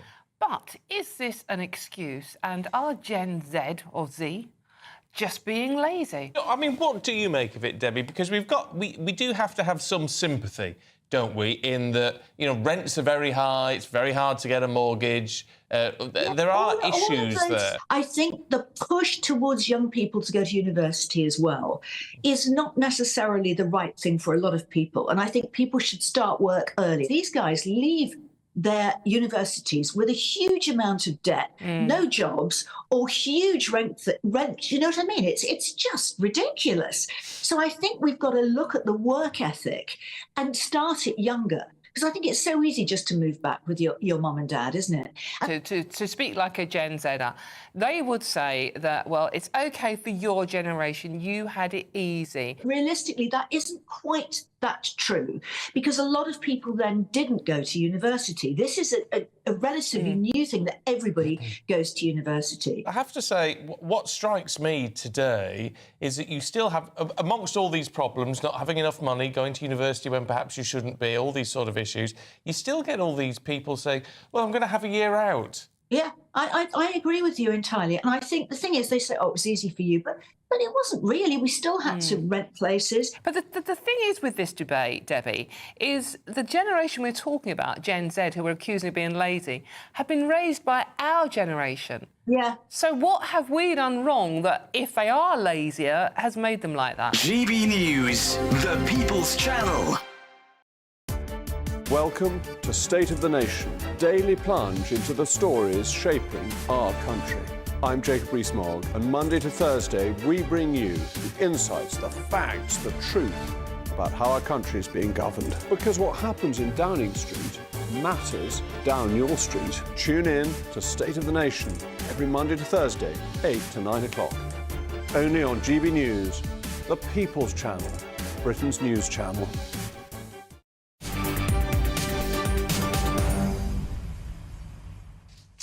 Welcome back. It's 10 to 6. I'm Martin Daubney here on GB News. Now then, a pensioner has been sacked as one of Santa's helpers for sending anti-Labour social media posts. So it looks like Santa is going to have even more work to do this Christmas. And joining me now is the former Santa helper, Paul Cleary. Paul, marvellous. You've still got your old hat on there and your beard. Wonderful to see. But Paul, this story, pardon the pun, is absolutely crackers. Tell us what happened to you. It's unbelievable, to tell you the truth. I've been accused of sending racist and or derogatory remarks on my Facebook page about the Labour government. So I received a letter from the trust where I volunteered as Santa. And have you seen the letter? Yes, I have. Yes, I have seen it. And tell us what it says. I'll just have to change my glasses for my readers, if you don't mind. Of course. Go on, maybe Christmas in a minute. Oh, dear. Now, you're shattering the illusion of Christmas that Santa has to wear reading specs, but come on, trot on. I am 70. That's only in this century. I am writing... Oh, it's from Waterpond Community Partnership. I am writing to you regarding the recent social media posts you have made, which were brought up at the recent partnership board meeting. The posts in question about Labour cancelling Christmas have upset the board, members and volunteers, and are deemed inappropriate. As you are aware, a lot of time and effort is put into organising the WAF Christmas Festival, which is done by a small group of dedicated volunteers. Paul, don't read the whole letter out, mate. It'll be Christmas by the time we get to the end of it. I want to get some reaction to what's happened to you. I mean, this is the ultimate bar humbug story. They kick you out. You volunteered to do your time. It appears to be politically motivated. Has it spoiled your Christmas? Well, it would have done, but I'm not going to let it. I am now volunteering for another group based in WAF. The WAF Community Partnership are going to get all my donations from now on. The WAF Community Group Partnership. And good for you. And Paul, as another low blow to you as a Santa's helper, they even banned you from making donations to the Montgomery Hall Food Bank, a local food bank. They said they didn't even want your food. That's right. That's right. And then in the next breath, they're asking for Christmas donations in the local church magazine. I was gobsmacked. Absolutely gobsmacked. Well, but look, the fact of the matter is, I think you've come out of it looking cheerful. Without going into any details, I understand that the post was about comparing Keir Starmer to an elf. Is that right? So was it an elf and safety issue? It was an elf with Keir Starmer's face on it in front of number 10, but the 10 was the I and O in idiot. Right. I mean, you know, it's not the kind of thing that Santa would normally say, but it's a free country, and for Santa got the sack. Yeah. Look, mate, you've been a great sport. Life goes on, and another charity are going to benefit. All right, thank you very much. We have to leave it there. Paul Cleary, you're a great sport. Thank you very, very much for joining us on GB News, and the very, very best of Christmas to you. Now, we've gone to Waterpond Community Group for a comment, but they've had no response. Bar humbug. Tubes and Goes up next. I'll be back tomorrow at 3 p.m, but now's your weather, and here's Honor.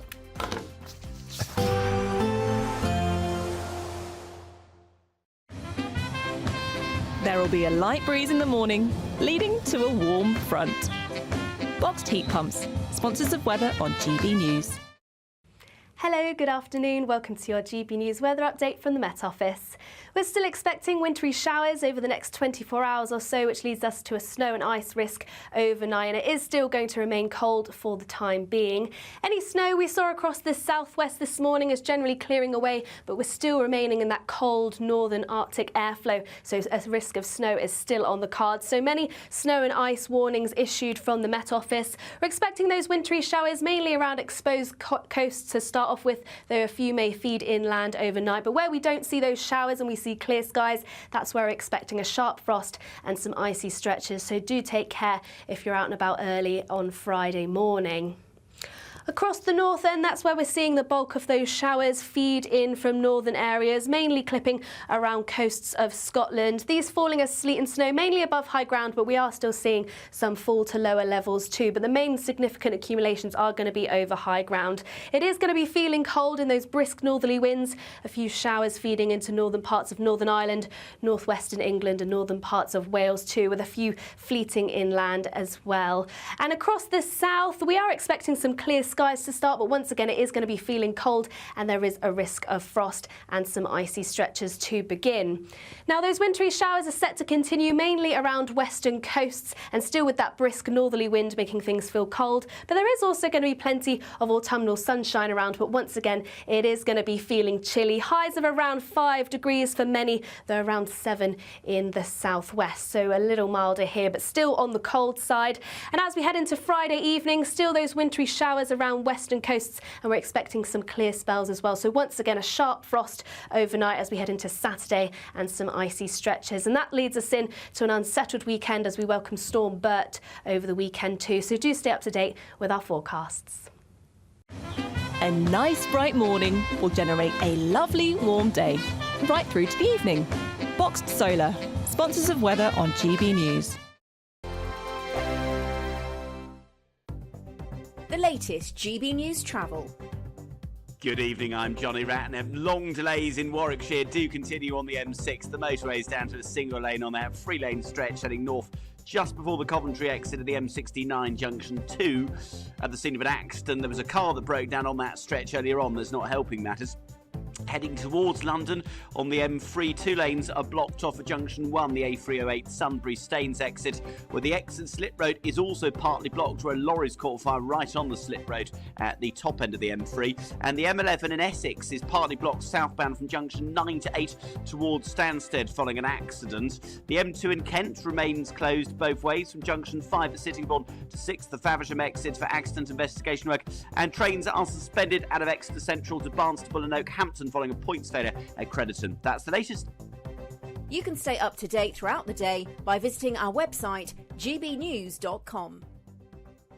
This is the final week to grab your chance to win Christmas on Us this year. There's £20,025 in tax-free cash. There's £5,000 to spend on gifts for all the family. There's £500 to spend in your favourite supermarket. And a festively themed GB News goodie bag. We'll get it all to you in time for the big day. For another chance to win, call 0903 681 3232. Calls cost £2 plus your network access charge. Text cash to 63232. One entry costs £2 plus one standard network rate message, or text bonus to 63232. 5 entries cost £5 plus one standard network rate message. You can enter online at gbnews.com/win. Entries start from just £2, or post your name and number to GB09 PO Box 8690 Derby DE1 9TT. UK only. Entrance must be 18 or over. Lines close at 6 p.m. on the 22nd of November. Please check the closing time if listening or watching on demand. Good luck.